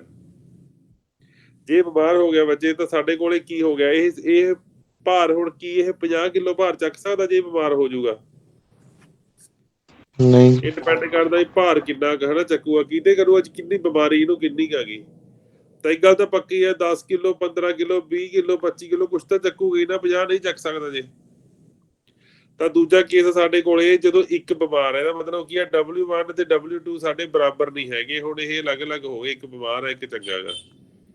ਤਾਂ ਉਸ ਵੇਲੇ ਜਿਹੜੀ ਰੇਸ਼ੋ ਹੋਊ ਸਾਡੀ ਉਹ ਕਿੱਥੇ ਹੋਊਗੀ ਵੀ ਇੱਕ ਦਾ 0.5 ਕੁਆਂਟਲ ਤਾਂ ਚੱਕੂ। ਵੱਧ ਤੋਂ ਵੱਧ ਕਿੰਨੇ ਚੱਕ ਸਕਦੇ ਆ? 0.5 ਤੋਂ ਲੈ ਕੇ ਕਿੱਥੇ ਤੱਕ ਚੱਕ ਲੈਣਗੇ ਇਹ? 1 ਤੱਕ। ਇਹ ਗੱਲ ਠੀਕ ਹੈ ਜੀ? ਇਹਦੇ ਵਿੱਚ ਕੋਈ ਸ਼ੱਕ ਤਾਂ ਨਹੀਂ ਹੈਗਾ? ਠੀਕ ਹੈ ਜੀ। ਤੀਜੀ ਕੰਡੀਸ਼ਨ ਕੀ ਹੈਗੀ ਰਾਜੇ? ਤੀਜੀ ਕੰਡੀਸ਼ਨ ਇਹ ਆ ਵੀ ਇਸ ਜੱਟ ਨੇ ਨਾ ਮੰਨਿਆ ਨਹੀਂ ਹੈਗਾ, ਇਹ ਅੜਪ ਸੀਗਾ ਇਹ ਫਿਰ ਵੀ ਜਦੋਂ ਇਹਨੂੰ ਬਿਮਾਰ ਬਲਦ ਨੂੰ ਜਿਹੜਾ ਬਿਮਾਰ ਹੋ ਗਿਆ ਸੀਗਾ, ਇਹਨੂੰ ਜਦੋਂ ਲੈ ਕੇ ਗਿਆ 2 ਦਿਨ ਤਾਂ ਇਹ ਬਹੁਤ ਜ਼ਿਆਦਾ ਬਿਮਾਰ ਹੋ ਗਿਆ ਵੀ ਇਹ ਤੋਂ ਇੱਕ ਦਿਨ ਖੜਾ ਹੀ ਨਾ ਹੁੰਦਾ ਗਿਆ, ਹੋ ਹੀ ਨਹੀਂ ਗਿਆ ਹੈਗਾ। ਤੇ ਜਿਹੜੀ ਵੈਲਿਊ ਸੀਗੀ ਇਹ ਲਾ ਲਓ ਵੀ ਇਹ ਉੱਠੇ ਨਹੀਂ ਗਿਆ, ਤਾਂ ਇਹ ਲੈ ਕੇ ਨਹੀਂ ਜਾ ਸਕੇ ਇਹਨੂੰ ਆਪਾਂ। ਤਾਂ ਤੁਹਾਡੇ ਕੋਲ ਜਿਹੜੀ ਰੀਡਿੰਗ ਆ ਗਈ ਸਾਡੇ ਕੋਲ ਸਿਰਫ ਇੱਕ ਹੀ ਹੈਗਾ ਬਲਦ, ਜਿਹੜਾ ਦੂਜਾ ਬਲਦ ਜਿਹੜਾ ਸਾਡਾ ਉਹ ਸਾਡਾ ਬਿਮਾਰ ਹੈਗਾ। ਬਿਮਾਰ ਦਾ ਮਤਲਬ ਕੋਈ ਲੋਡ ਨਹੀਂ ਚੱਕ ਰਿਹਾ ਹੈਗਾ ਉਹ। ਤਾਂ ਉਸ ਵੇਲੇ ਦੱਸ ਸਕਦੇ ਸਾਡੇ ਕੋਲ ਟੋਟਲ ਪਾਵਰ ਕਿੰਨੀ ਉਸ ਦਿਨ ਸਾਡੇ ਕੋਲ ਟੋਟਲ ਜਿਹੜਾ ਲੋਡ ਜਾਊਗਾ ਕਿੰਨਾ ਚੱਕ ਸਕਦਾ ਹੈਗਾ ਉਹ? ਬਿਲਕੁਲ ਬੱਚੇ 0.5। ਅਗਲੇ ਦਿਨ ਜੱਟ ਨੇ ਕੀ ਕੀਤਾ, ਉਹਨੇ ਘਰੇ ਨਹੀਂ ਛੱਡਿਆ ਬਲਦ ਨੂੰ। ਉਹਨੇ ਕੀ ਕੀਤਾ ਰਾਜੇ, ਉਹਨੇ ਨਾ ਬਲਦ ਨੂੰ ਕੀ ਕੀਤਾ ਜਿਹੜਾ ਬਿਮਾਰ ਸੀਗਾ, ਸੌਰੀ ਇੱਕ ਮਿੰਟ, ਜਿਹੜਾ ਸਾਡਾ ਬਿਮਾਰ ਬਲਦ ਸੀਗਾ ਉਹਨੂੰ ਜੇ ਅੱਗੇ ਨਾ ਜੋੜ ਕੇ ਉਹਨੂੰ ਇੱਥੇ ਇੱਕ ਜੋੜ ਲਿਆ ਬਲਦ, ਠੀਕ ਆ, ਤੇ ਦੂਜੇ ਨੂੰ ਕੀ ਕੀਤਾ, ਦੂਜੇ ਨੂੰ ਉਹਨੇ ਪਿੱਛੇ ਬੰਨ ਲਿਆ। ਰਾਜੇ ਇੱਥੇ, ਠੀਕ ਹੈ ਜੀ, ਦੂਜੇ ਨੂੰ ਪਿੱਛੇ ਬੰਨ ਲਿਆ। ਤਾਂ ਹੁਣ ਇਹ ਕੀ ਕਰੂਗਾ ਰਾਜੇ, ਜੇ ਤਾਂ ਇਹ ਹੈਗਾ ਦੇਖੋ ਬਿਮਾਰ ਹਨਾ, ਤਾਂ ਜਿਹੜਾ ਸਾਡਾ ਰੱਸਾ ਹੋਊਗਾ ਇਹਦੇ ਗਲ 'ਚ ਪਿਆ ਹੋਇਆ ਹੋਊਗਾ, ਇਹ ਥੋੜਾ ਜਿਹਾ ਉਹਨੂੰ ਪਿੱਛੇ ਨੂੰ ਖਿੱਚੂਗਾ ਹਨਾ, ਤਾਂ ਇਹਨੂੰ ਵੀ ਆਪਣਾ ਪੂਰਾ ਕੰਮ ਨਹੀਂ ਕਰਨ ਦੇਊਗਾ ਜਿਹੜਾ ਅੱਗੇ ਜੁੜਿਆ ਹੋਇਆ ਹੈਗਾ। ਤਾਂ ਹੋਇਆ ਕੀ ਹੈ, ਕੰਡੀਸ਼ਨ ਕੀ ਹੋਈ ਹੈ? ਕੰਡੀਸ਼ਨ ਇਹ ਹੋਈ ਹੈਗੀ ਵੀ ਸਾਡੇ ਕੋਲੇ ਚੌਥੀ ਕੰਡੀਸ਼ਨ ਇਹ ਹੈ ਵੀ ਜਿਹੜਾ ਸਾਡਾ W1 ਸੀਗਾ ਉਹ ਰਾਜੇ ਅਸੀਂ ਪਿੱਛੇ ਵੱਢ ਲਿਆ, ਨੈਗੇਟਿਵ ਦੇ ਵਿੱਚ ਵੱਢ ਲਿਆ, ਠੀਕ ਹੈ। ਤੇ W2 ਸਾਡਾ ਹੈਗਾ ਸੀਗਾ ਉਹ ਤਾਂ ਅਗਲੇ ਪਾਸੇ ਬੰਨਿਆ ਹੋਇਆ ਹੈਗਾ। ਉਸ ਵੇਲੇ ਸਾਡੇ ਕੋਲੇ ਕਿੰਨਾ ਭਾਰ ਚੱਕਿਆ ਜਾਊਗਾ ਰਾਜੇ? ਹੁਣ ਉਹ ਤੋਂ ਆਪਦਾ ਪੂਰਾ ਭਾਰ ਵੀ ਨਹੀਂ ਚੱਕਿਆ ਜਾਣਾ ਹੈਗਾ। ਕਿੰਨਾ ਚੱਕਿਆ ਜਾਊ? 0 ਤੋਂ ਲੈ ਕੇ 0.5 ਤੱਕ। ਜੇ ਬਹੁਤ ਜ਼ਿਆਦਾ ਬਿਮਾਰ ਹੋਇਆ ਤੇ ਇਹਨੂੰ ਵੱਧ ਘੜੀਸਣਾ ਪੈ ਗਿਆ ਰਾਜੇ ਤਾਂ ਇਹ ਕਿੰਨਾ ਚੱਕੂ? 0 ਦੇ ਨੇੜੇ। ਜੇ ਘੱਟ ਘੜੀਸਣਾ ਪਿਆ ਤੇ ਫਿਰ ਕਿੰਨਾ ਚੱਕੇਗਾ ਰਾਜੇ? 0.5 ਤੱਕ ਚੱਕ ਲੇਗਾ ਵੱਧ ਤੋਂ ਵੱਧ। ਇਹ ਗੱਲ ਠੀਕ ਹੈ ਜੀ? ਤੇ ਲਾਸਟ ਰਾਜੇ ਮੰਨ ਲਓ ਸਾਡੇ ਕੋਲੇ ਕੀ ਹੋਇਆ, ਦੋਨੇ ਜਿਹੜੇ ਸੀਗੇ ਸਾਡੇ ਨਾ ਇੱਕ ਉਹਨਾਂ ਦੇ ਵਿੱਚੋਂ ਜਿਹੜਾ ਸੀਗਾ ਸਾਡਾ W1 ਮੀਟਰ ਜਿਹੜਾ ਸਾਡੇ ਇਹਦੇ ਕੋਲੇ W2 ਸੀਗਾ ਜਿਹੜਾ ਸਾਡਾ ਜਿਹੜਾ ਬਲਦ ਦੂਜਾ ਸੀਗਾ ਉਹ ਸਹੀ ਤਾਂ ਹੋ ਗਿਆ, ਬਿਲਕੁਲ ਸਵਸਥ ਹੋ ਗਿਆ, ਵੀ ਸਵਸਥ ਹੈਗਾ। ਇਹ ਦੋਨੇ ਸਵਸਥ ਤਾਂ ਹੋ ਗਏ ਪਰ ਇਹ ਪਿੱਛੇ ਬੰਨਿਆ ਹੋਇਆ ਰਾਜੇ, ਆਹ ਪਿੱਛੇ ਬੰਨਿਆ ਹੋਇਆ ਅੱਗੇ ਹੈਗਾ। ਤਾਂ ਕੀ ਆਹ ਜਿਹੜਾ ਇਹਨੂੰ ਹਿੱਲਣ ਦੇ ਦੂਗਾ? ਬਿਲਕੁਲ ਨਹੀਂ ਹਿੱਲਣ ਦੇਊਗਾ। ਇੱਧਰ ਨੂੰ ਖਿੱਚ ਰਿਹਾ, ਇੱਧਰ ਨੂੰ ਖਿੱਚ ਰਿਹਾ ਹੈਗਾ। ਤਾਂ ਉਸ ਵੇਲੇ ਸਾਡੇ ਕੋਲੇ ਕੀ ਆਊਗਾ ਬੱਚੇ? 0, ਕੋਈ ਭਾਰ ਨਹੀਂ। ਲਓ ਰਾਜੇ ਟੇਬਲ ਤੁਹਾਡਾ ਕੰਪਲੀਟ ਹੋ ਗਿਆ। ਇੱਥੇ ਲਿਖ ਲੈਣਾ ਤੁਸੀਂ, ਲਾਈਨ ਮਾਰ ਲੈਣੀ ਹੈਗੀ ਇੱਥੇ ਲਿਖ ਲੈਣੀ ਹੈ ਤੁਸੀਂ ਕੰਡੀਸ਼ਨਾਂ, ਤੇ ਇੱਥੇ ਲਿਖ ਲੈਣਾ ਤੁਸੀਂ ਪਾਵਰ ਫੈਕਟਰ। ਬੱਚੇ ਪਾਵਰ ਫੈਕਟਰ ਕੀ ਹੈਗਾ? ਉਹ ਕਹਿੰਦਾ ਜਦੋਂ W1 ਤੇ W2 ਦੀ ਰੀਡਿੰਗ ਸੇਮ ਹੋਊਗੀ ਤਾਂ ਉਸ ਵੇਲੇ ਪਾਵਰ ਫੈਕਟਰ ਤੁਹਾਡੇ ਲੋਡ ਦਾ ਕਿੰਨਾ ਹੋਊਗਾ? 1 ਹੋਊਗਾ। ਤੇ ਜੇ ਇੱਕ ਤੇ ਦੂਜੇ ਵਾਟ ਮੀਟਰ ਦੀ ਰੀਡਿੰਗ ਜਿਹੜੀ ਅਲੱਗ-ਅਲੱਗ ਆ ਗਈ ਜੇ ਤੁਹਾਡੀ ਕਦੇ ਵੀ, ਤਾਂ ਪਾਵਰ ਫੈਕਟਰ 0.5 ਤੋਂ 1 ਦੇ ਵਿਚਕਾਰ ਆਊਗਾ। ਤੇ ਜੇ ਤੁਹਾਡਾ ਇੱਕ ਵਾਟ ਮੀਟਰ 0 ਰੀਡਿੰਗ ਪੜ ਗਿਆ ਤੇ ਦੂਜਾ ਵਾਟ ਮੀਟਰ ਨੇ ਕੋਈ ਨਾ ਕੋਈ ਰੀਡਿੰਗ ਦਿੱਤੀ, ਤਾਂ ਉਸ ਵੇਲੇ ਤੁਹਾਡਾ ਪਾਵਰ ਫੈਕਟਰ ਕੀ ਹੈਗਾ? 0.5 ਆ। ਤੇ ਇੱਕ ਜੇ ਰਾਜੇ ਇੱਕ ਸਾਡਾ ਨੈਗੇਟਿਵ ਹੋਇਆ ਤੇ not equal to W1 not equal to W2 ਹੋਇਆ, ਜੇ ਸਾਡੇ ਕੋਲ ਕੰਡੀਸ਼ਨ ਹੈ ਜਿਹੜੀ W1 not equal to W2 ਆ, ਬਟ ਜਿਹੜਾ 1 ਮੀਟਰ ਹੈ ਸਾਡਾ W1 ਹੈਗਾ ਉਹ ਨੈਗੇਟਿਵ ਆ, ਤਾਂ ਇਸ ਕੰਡੀਸ਼ਨ ਵਾਸਤੇ ਸਾਡੇ ਕੋਲੇ ਪਾਵਰ ਫੈਕਟਰ ਕੀ ਹੋਏਗਾ? 0 ਤੋਂ ਲੈ ਕੇ 0.5 ਹੋਏਗਾ। ਤੇ ਜੇ ਸਾਡੇ ਕੋਲੇ ਪਾਵਰ ਹੀ ਨਹੀਂ ਪੈਦਾ ਹੋ ਰਹੀ ਹੈਗੀ, ਇੱਕ ਪੋਜ਼ਿਟਿਵ ਹੈ ਇੱਕ ਨੈਗੇਟਿਵ ਆ, ਤਾਂ ਸਾਡੇ ਕੋਲੇ ਜਿਹੜੀ ਪਾਵਰ ਕੀ ਹੈਗੀ, ਪਾਵਰ ਫੈਕਟਰ ਕੀ ਆ, ਉਹ 0 ਆਊਗਾ। ਇਹਦੇ ਨਾਲ ਹੀ ਜੇ ਆਪਾਂ ਦੇਖਣੇ ਹੋਣ ਬੱਚੇ, ਇਹਦੇ ਐਂਗਲ ਦੇਖਣੇ ਹੋਣ, ਇਹਦੇ ਜੇ ਮੰਨ ਲਓ ਇੱਥੇ ਅਸੀਂ ਐਂਗਲ ਦੇਖਣਾ ਚਾਹੁੰਦੇ ਹਾਂ ਕਿ ਐਂਗਲ ਹੋਣਗੇ, ਦੇਖੋ ਕੀ ਹੋਣਗੇ। ਪਾਵਰ ਫੈਕਟਰ ਇਹਦੇ ਨਾਲ ਇੱਕ ਟੇਬਲ ਬਣਦਾ ਹੁੰਦਾ ਐਂਗਲ ਦਾ। ਆਪਾਂ ਨੂੰ ਪਤਾ ਹੈ cos θ 1 ਕਿੰਨੇ ਡਿਗਰੀ ਦੇ ਉੱਪਰ ਹੁੰਦਾ ਰਾਜੇ? ਹਾਂਜੀ 0 ਡਿਗਰੀ ਦੇ ਉੱਪਰ ਹੁੰਦਾ ਨਾ, 0 ਇੱਥੋਂ ਸ਼ੁਰੂ ਹੁੰਦੀ ਹੈ। ਤਾਂ 0.5 ਤੋਂ ਅੱਛਾ 0.5 ਕਿੰਨੇ ਦੇ ਉੱਪਰ ਹੁੰਦਾ ਹੈਗਾ? 8 ਡਿਗਰੀ ਤੇ। ਤੇ 0 ਕਿੰਨੇ ਡਿਗਰੀ ਦੇ, ਤਾਂ cos θ 0 ਕਿੰਨੇ ਤੇ ਹੁੰਦਾ ਹੈਗਾ? 90 ਤੇ। ਇਹਦੇ ਦੋਨਾਂ ਦੇ ਵਿਚਕਾਰ ਕੀ ਰਹਿ ਗਿਆ? 0 ਤੋਂ 60 ਤੇ ਇਹਨਾਂ ਦੋਨਾਂ ਦੇ ਵਿਚਕਾਰ ਰਹਿ ਗਿਆ 60 to 90। ਸਰ ਇਹਦਾ ਇੱਕ ਦੂਸਰਾ ਫਾਰਮੂਲਾ ਵੀ ਹੁੰਦਾ ਜੀ? ਕੋਈ ਨਾ ਜੀ, ਉਹ ਵੀ ਕਰ ਲੈਂਦੇ ਹੈਗੇ, ਪਹਿਲਾਂ ਇਹਨੂੰ ਯਾਦ ਕਰਨਾ ਸੀ। ਉਹ ਫਾਰਮੂਲਾ ਹੈ ਤਾਂ ਹੈਗਾ, ਪੇਪਰ ਦੇ ਵਿੱਚ ਸਾਥੋਂ ਲੱਗਣਾ ਨਹੀਂ ਹੈਗਾ। ਫਾਰਮੂਲਾ ਜ਼ਰੂਰ ਹੈਗਾ। ਹਾਂਜੀ ਲਾਸਟ ਵਾਲਾ ਦੱਸੋ ਸਰ, 5th ਰਾਜੀ ਇਹ ਹੈਗਾ ਵੀ ਸਾਡੇ ਕੋਲੇ ਕੀ ਹੋਇਆ, ਪਹਿਲਾਂ ਤਾਂ ਤੁਸੀਂ ਇਹਦਾ ਪ੍ਰੈਕਟੀਕਲ ਸਮਝ ਲਓ। ਪ੍ਰੈਕਟੀਕਲ ਕੀ ਹੈਗਾ ਵੀ ਕੀ ਹੋਇਆ, ਬਲਦ ਜਿਹੜਾ ਸਾਡਾ ਸਹੀ ਹੋ ਗਿਆ ਰਾਜੇ, ਇੱਕ ਬਲਦ ਅੱਗੇ ਲੱਗਿਆ ਹੋਇਆਗਾ, ਇੱਕ ਤੁਹਾਡਾ ਜਿਹੜਾ ਉਹਦੇ ਪਿੱਛੇ ਲੱਗਿਆ ਹੋਇਆ। ਜੇ ਦੋਨੇ ਹੈਗੇ, ਇੱਕ ਰਾਜੇ ਮੰਨ ਲਓ ਮਾਈਨਸ ਦੇ ਵਿੱਚ ਹੈ, ਕਹਿੰਦਾ ਮਤਲਬ ਪੁੱਠੇ ਪਾਸੇ ਜ਼ੋਰ ਲਾ ਰਿਹਾ, ਇੱਕ ਇੱਧਰਲੇ ਪਾਸੇ ਜ਼ੋਰ ਲਾ ਰਿਹਾ। ਜੇ ਦੋਨੇ ਇਹ ਬਰਾਬਰ ਹੋਣਗੇ, ਜੇ ਦੋਨਾਂ ਦੇ ਵਿੱਚ ਜ਼ੋਰ ਬਰਾਬਰ ਹੋਊਗਾ, ਤਾਂ ਟਗ ਆਫ ਵਾਰ ਤੁਸੀਂ ਦੇਖੀ ਹੋਏਗੀ ਰਾਜੇ ਕਿੱਧਰਲੇ ਪਾਸੇ ਨੂੰ ਕਿੰਨਾ ਇਹ ਕੰਮ ਕਰਕੇ ਲੈ ਕੇ ਜਾਣਗੇ। ਕੋਈ ਕੰਮ ਨਹੀਂ ਕਰਦਾ ਇਹਨਾਂ ਨੇ, ਤਾਂ ਆਨਸਰ 0 ਆਊਗਾ ਰਾਜੇ। ਇਹ ਗੱਲ ਹੈਗੀ, ਠੀਕ ਹੈ। ਤੇ ਜੇ 2 ਵਾਟ ਮੀਟਰ ਲਗਾ ਕੇ ਰਾਜੇ ਅਸੀਂ ਪਾਵਰ ਮੇਜਰ ਕਰ ਰਹੇ ਹਾਂ ਨਾ, ਤਾਂ ਟੋਟਲ ਜਿਹੜੀ ਪਾਵਰ ਹੁੰਦੀ ਹੈ ਸਾਡੀ ਉਹ P1 + P2 ਕਰਕੇ ਆਉਂਦੀ, ਯਾਦ ਰੱਖਿਓ। ਇੱਕ ਵਾਟ ਮੀਟਰ ਹੈ ਸਾਡਾ, ਪਹਿਲਾ ਵਾਟ ਮੀਟਰ ਆ ਜਿਹਦੀ ਜਿਹੜੀ ਪਾਵਰ ਸੀਗੀ ਸਾਡੀ, ਉਸ ਵਾਟ ਮੀਟਰ ਨੇ ਸਾਨੂੰ ਰੀਡਿੰਗ ਪੜ੍ਹ ਕੇ ਦਿੱਤੀ 300 ਵਾਟ। ਤੇ ਜਿਹੜਾ ਦੂਜਾ ਵਾਟ ਮੀਟਰ ਆ ਸਾਡਾ, ਉਹਨੇ ਰੀਡਿੰਗ ਸਾਨੂੰ ਪੜ੍ਹ ਕੇ ਦਿੱਤੀ 250 ਵਾਟ। ਤਾਂ ਦੱਸੋ ਸਾਡੇ ਕੋਲੇ ਪਾਵਰ ਫੈਕਟਰ ਕਹਿੰਦਾ ਕਿੰਨਾ ਹੋਊਗਾ?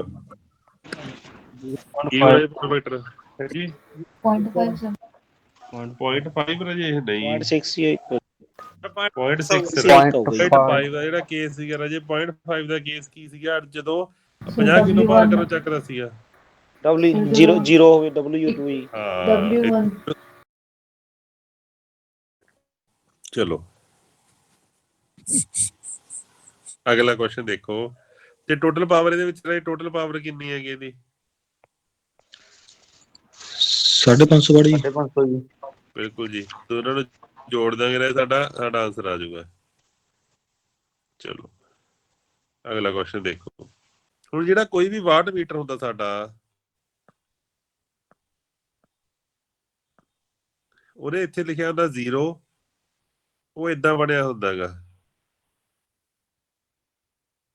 ਇੱਥੇ ਸੂਈ ਲੱਗੀ ਹੁੰਦੀ ਹੈਗੀ ਸਾਡੀ, ਤੇ ਇੱਥੋਂ ਇੱਥੇ ਤੱਕ ਮੰਨ ਲਓ ਇੱਥੇ ਲਿਖਿਆ ਹੋਇਆ 100 ਵਾਟ। ਤਾਂ 0 ਤੋਂ ਲੈ ਕੇ ਉਹ ਕਿਤੇ ਵੀ ਰੀਡਿੰਗ ਦੇ ਸਕਦਾ ਹੈਗਾ, 10 ਵਾਟ 20 ਵਾਟ 50 ਵਾਟ 80 ਵਾਟ 100 ਵਾਟ, ਹਨਾ। ਉਹ ਕਿਤੇ ਵੀ ਰੀਡਿੰਗ ਦੇ ਸਕਦਾ ਹੈਗਾ। ਇਹ ਗੱਲ ਤਾਂ ਸਾਡੇ ਸਮਝ ਚ ਆਉਂਦੀ ਆ, ਪਰ ਇਹਦਾ ਜੇ ਉਹ ਕਹਿ ਰਿਹਾ ਹੈਗਾ ਸਾਨੂੰ ਵੀ 50 ਵਾਟ ਰੀਡਿੰਗ ਦਿੱਤੀ ਹੈਗੀ ਮਾਈਨਸ ਦੇ ਵਿੱਚ, ਇਹ ਕਿਵੇਂ ਦੇ ਦੂਗਾ? 0 ਤਾਂ ਇੱਥੇ ਹੈ, -50 ਵਾਟ ਕਿਵੇਂ ਦੇ ਦੂਗਾ? ਪਤਾ? ਤੁਸੀਂ ਯਾਦ ਰੱਖਣਾ, ਕਿਸੇ ਵੀ ਵਾਟ ਮੀਟਰ ਦੀਆਂ ਰਾਜੇ 2 ਕੋਇਲਾਂ ਹੁੰਦੀਆਂ ਨੇਗੀਆਂ। ਕਿਸੇ ਵੀ ਵਾਟ ਮੀਟਰ ਦੀਆਂ 2 ਕੋਇਲਾਂ ਹੁੰਦੀਆਂ ਬੱਚੇ। ਇੱਕ ਹੁੰਦੀ ਹੈ ਰਾਜੇ ਉਹਦੀ ਕਰੰਟ ਕੋਇਲ, ਇੱਕ ਹੁੰਦੀ ਹੈਗੀ ਉਹਦੀ ਪ੍ਰੈਸ਼ਰ ਕੋਇਲ।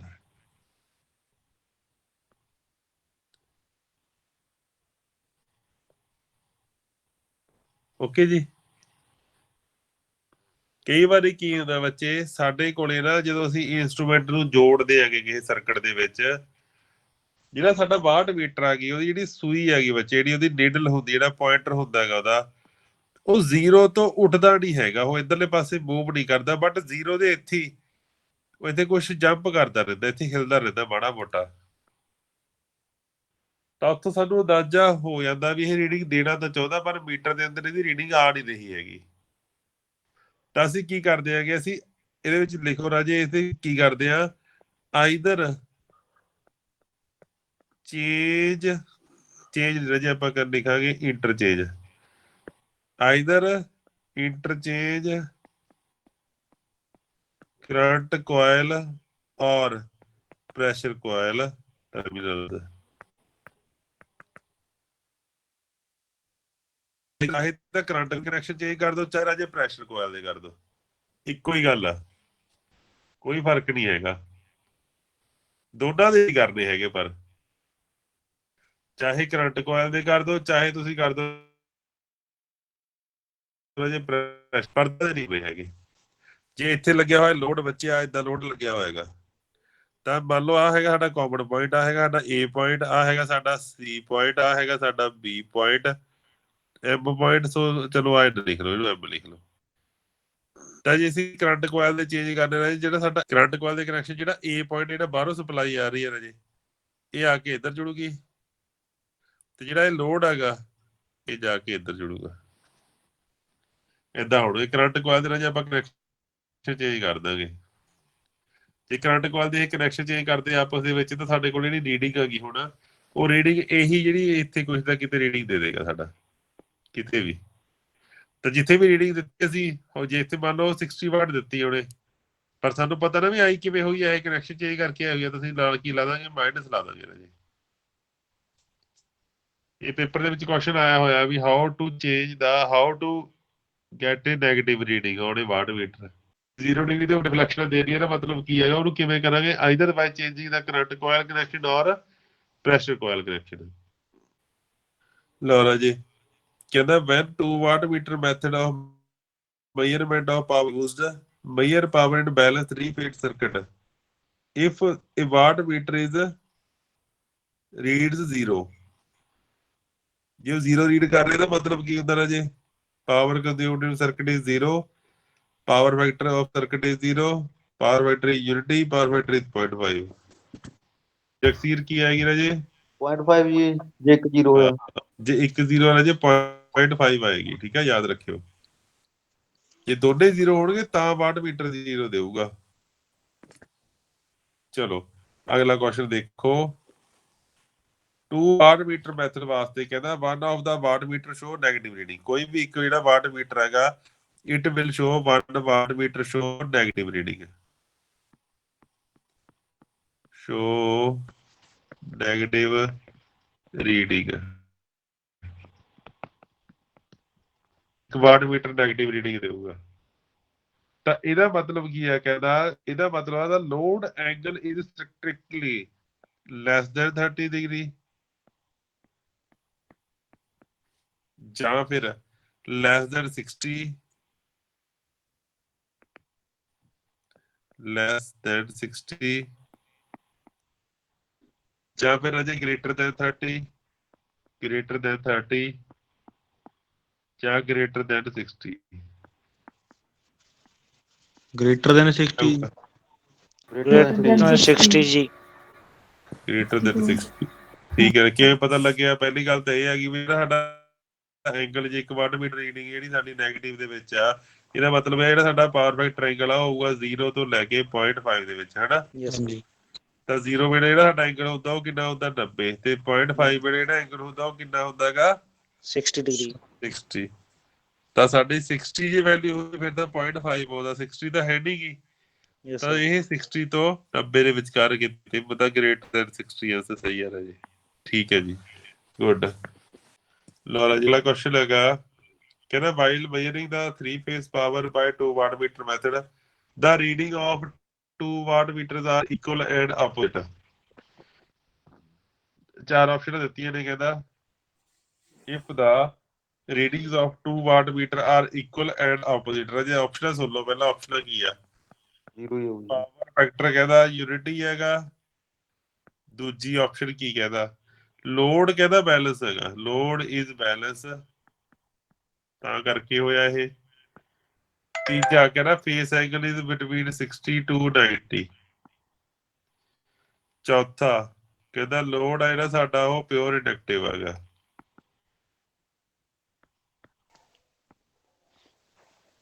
ਇੰਡਕਟਿਵ ਲੋਡ ਆਵੇ। ਇੰਡਕਟਿਵ ਲੋਡ ਆ ਜੀ। ਹਾਂਜੀ ਆਪੋਜ਼ਿਟ ਕਿਵੇਂ ਹੋਣਗੇ? ਉਹਦਾ W1 W2 ਆ ਨਾ। ਯੈਸ ਇਹ ਤਾਂ ਨੈਗੇਟਿਵ ਤੇ ਜਾਊਗੀ ਜੀ, ਇੱਕ ਹੁੰਦੀ ਕਿਹੜਾ ਪੋਜ਼ਿਟਿਵ ਉਹ? ਚ, ਇੱਕ ਹੁੰਦੀ ਹਾਂ, ਨੈਗੇਟਿਵ ਇੱਕ ਚ। ਕੀ ਆ ਉਹ ਰਾਜੇ, ਇੱਕ ਨੈਗੇਟਿਵ ਆ ਕਹਿੰਦਾ। ਤਾਂ ਕੇਸ ਕਿਹੜਾ ਬਣਦਾ ਇਹ? ਫਿਰ ਸਰ ਫਿਫਥ ਕੇਸ ਬਣ ਜਾਏਗਾ ਜੀ। ਫਿਫਥ ਕੇਸ ਦੇ ਵਿੱਚ ਸਾਡੇ ਕੋਲੇ ਪਾਵਰ ਫੈਕਟਰ ਕੀ ਹੁੰਦਾਗਾ? 0 ਜੀ। 0 ਹੁੰਦਾ ਜੀ। ਐਂਗਲ ਕੀ ਹੁੰਦਾ? 90। 90 ਸਾਡੇ ਡਿਗਰੀ। ਕੋਲ ਹੈ ਕਿਤੇ ਇਹਦੇ ਵਿੱਚ 90 ਵਾਲਾ ਬਣਦਾ ਕਿਤੇ ਕੁਛ? ਆਹ 90 ਦੇ ਨੇੜੇ ਆਹ ਲਗਾ ਦਈਏ ਤੀਜੀ, ਨਹੀਂ ਜੀ, ਫਿਰ ਹੋਰ ਕਿਹੜੀ ਲਾਈਏ? ਲੋਡ ਪਿਓਰ ਇੰਡਕਟਿਵ ਜੀ। ਇਹ ਲਾਵਾਂਗੇ ਰਾਜੇ, ਕਿਉਂਕਿ ਪਿਓਰ ਜਿਹੜਾ ਇੰਡਕਟਿਵ ਹੁੰਦਾ ਉਹਦਾ ਪਾਵਰ ਫੈਕਟਰ ਕਿੰਨਾ ਹੁੰਦਾਗਾ? 0। 90 ਡਿਗਰੀ ਹੋ ਗਈ। ਤਾਂ ਇੱਕ ਕੰਡੀਸ਼ਨ ਇੱਥੇ ਸੈਟੀਸਫਾਈ ਹੋਊਗੀ ਰਾਜੇ। ਅਸੀਂ ਕਹਾਂਗੇ load power factor is pure inductive. ਠੀਕ ਹੈ ਜੀ। ਇਹ ਤੁਸੀਂ ਚਲੋ ਫਾਰਮੂਲਾ ਯਾਦ ਕਰਨਾ ਹੀ ਹੈਗਾ। ਤੁਹਾਨੂੰ ਮੈਂ ਫਾਰਮੂਲਾ ਯਾਦ ਕਰਾਉਣਾ ਰਾਜੇ। ਫਾਰਮੂਲਾ ਹੁੰਦਾ ਸਾਡਾ ਐਂਗਲ ਕੱਢਣ ਦਾ। ਵੀ ਜੇ ਉਹਨੇ ਕਿਹਾ ਹੋਇਆ ਵੀ 1 ਵਾਟ ਮੀਟਰ ਜਿਹੜਾ ਸਾਡਾ ਉਹ ਹੈਗਾਗਾ 30 300 ਦੇ ਰਿਹਾ ਹੈਗਾ। ਦੂਜਾ ਜਿਹੜਾ ਵਾਟ ਮੀਟਰ ਆ ਸਾਨੂੰ ਉਹ 200 ਵਾਟ ਪੜ ਰਿਹਾ ਹੈਗਾ। ਤੇ ਉਹਨੇ ਤੁਹਾਨੂੰ ਇਹ ਹਜੇ ਤੱਕ ਇੱਥੋਂ ਸਾਨੂੰ ਕੀ ਪਤਾ ਲੱਗੂ? ਪਾਵਰ ਫੈਕਟਰ ਸਾਡਾ 0.5 ਤੋਂ ਲੈ ਕੇ 1 ਦੇ ਵਿਚਕਾਰ ਆ। ਇਹੀ ਪਤਾ ਲੱਗਦਾ ਨਾ ਇੱਥੋਂ ਤਾਂ ਸਾਨੂੰ। ਪਰ ਉਹ ਹਾਂਜੀ ਸਰ। 0.6 ਹੈਗਾ ਕਿ 0.7 ਹੈ ਕਿ 0.8 ਆ, ਇਹ ਨਹੀਂ ਪਤਾ ਲੱਗਦਾ ਸਾਨੂੰ ਇੱਥੋਂ।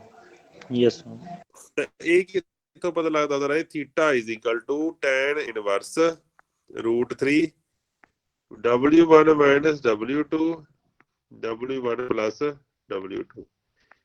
ਇੱਥੋਂ ਨਿਕਲਦਾ ਹੁੰਦਾ ਬੱਚੇ ਇਹ।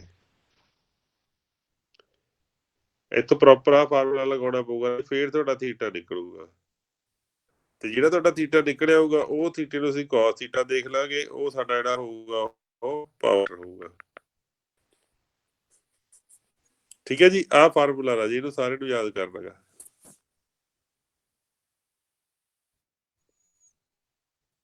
ਤਾਂ ਲੌਰਾ ਜੀ ਨੇ ਕਿਹਾ ਵੀ 1 ਵਾਟ ਮੀਟਰ ਉਹ ਪੜ ਰਿਹਾ 500 ਵਾਟ। ਦੂਜਾ ਜਿਹੜਾ ਪੜ ਰਿਹਾ ਉਹ ਤੁਹਾਡਾ ਪੜ ਰਿਹਾ 300 ਵਾਟ। ਐਗਜ਼ੈਕਟ ਐਂਗਲ ਦੱਸੋ ਰਾਜੀ ਕਿੰਨਾ ਬਣੂਗਾ? ਅਸੀਂ ਕੀ ਕਰਾਂਗੇ? ਆ ਫਾਰਮੂਲੇ ਵਿੱਚ ਭਰ ਕੇ ਦੇਖ ਲੈਂਦੇ। ਅਸੀਂ ਕੀ ਕਰਾਂਗੇ? tan inverse √3 W1 minus W2। 500 minus 300 ਕਿੰਨਾ ਆ ਗਿਆ ਜੀ? 200 ਡਿਵਾਈਡਡ ਬਾਈ 800। W2 ਕਿੰਨਾ ਆ ਗਿਆ ਰਾਜੀ? 800। ਸਾਡੇ ਕੋਲ ਆ ਗਿਆ tan ਇਨਵਰਸ √3 ਮਲਟੀਪਲਾਈ ਬਾਏ 2/8 ਤੇ 1/4 ਆ ਗਿਆ √3/4। √3/4 ਦੀ ਵੈਲਿਊ ਕੀ ਦੇ ਰਹੇ? 1.732 ਡਿਵਾਈਡ ਬਾਈ 4 ਕਿੰਨਾ ਹੋਊਗਾ ਇਹਦਾ? ਕੱਢ ਕੇ ਦੇਖਿਓ। tan ਇਨਵਰਸ 0.53 ਦੇਖਿਓ। ਮੇਰੇ ਸਾਹਮਣੇ ਪਤਾ 23 ਡਿਗਰੀ ਦਾ ਐਂਗਲ ਆਊਗਾ, 22 ਡਿਗਰੀ ਦਾ, 20 ਡਿਗਰੀ ਦਾ ਐਂਗਲ ਆਊਗਾ ਇਹ। ਦੇਖਿਓ ਇਹ ਕਰਕੇ। 23 ਡਿਗਰੀ ਹੈ ਸਰ। ਕਿੰਨਾ ਹੈ ਜੀ? 23 ਸਰ। 23.41 ਜੀ। 23 ਡਿਗਰੀ ਆ ਰਿਹਾ। ਇਹਦਾ ਥੀਟੇ ਦੀ ਵੈਲਿਊ ਸਾਡੇ ਕੋਲੇ ਕਿੰਨੀ ਆ ਗਈ? 23 ਡਿਗਰੀ ਆ ਗਈ ਰਾਜੇ। ਇਹ ਕੈਲਕੂਲੇਟਰ ਦੇ ਭਰ ਕੇ ਪਤਾ ਕਰਨਾ ਪੂਰਾ ਜੀ, ਉਦਾਂ ਨਹੀਂ ਪਤਾ ਲੱਗਣਾ ਹੈਗਾ। ਤੇ ਜਦੋਂ 23 ਡਿਗਰੀ ਤੁਸੀਂ ਭਰੋਗੇ ਰਾਜੇ ਤਾਂ ਸਾਡੇ ਕੋਲ ਹੁਣ ਅਸੀਂ ਕੱਢਣਾ cos 23 ਡਿਗਰੀ। cos 23 ਡਿਗਰੀ ਦੇਖੋ ਰਾਜੇ 0.9 ਦੇ ਨੇੜੇ ਆ ਰਿਹਾ ਹੋਊਗਾ। ਹਜੇ ਉਹ ਸਾਡੇ ਕੋਲੇ ਇੱਥੋਂ ਥੋੜਾ ਜਿਹਾ ਹੇਠਾਂ ਉਤਰਿਆ ਹੈਗਾ। ਇੱਥੇ ਜੀ ਕਿਤੇ ਖੜੀ ਹੋਊਗੀ। ਕਿੰਨਾ ਰਾਜੇ? 0.92 ਆ ਗਿਆ ਰਾਜੇ ਪਾਵਰ ਫੈਕਟਰ ਸਾਡਾ। ਸਾਡਾ ਪਾਵਰ ਫੈਕਟਰ 0.92 ਆ ਗਿਆ। ਠੀਕ ਹੋ ਗਈ ਜੀ ਗੱਲ ਇਹ?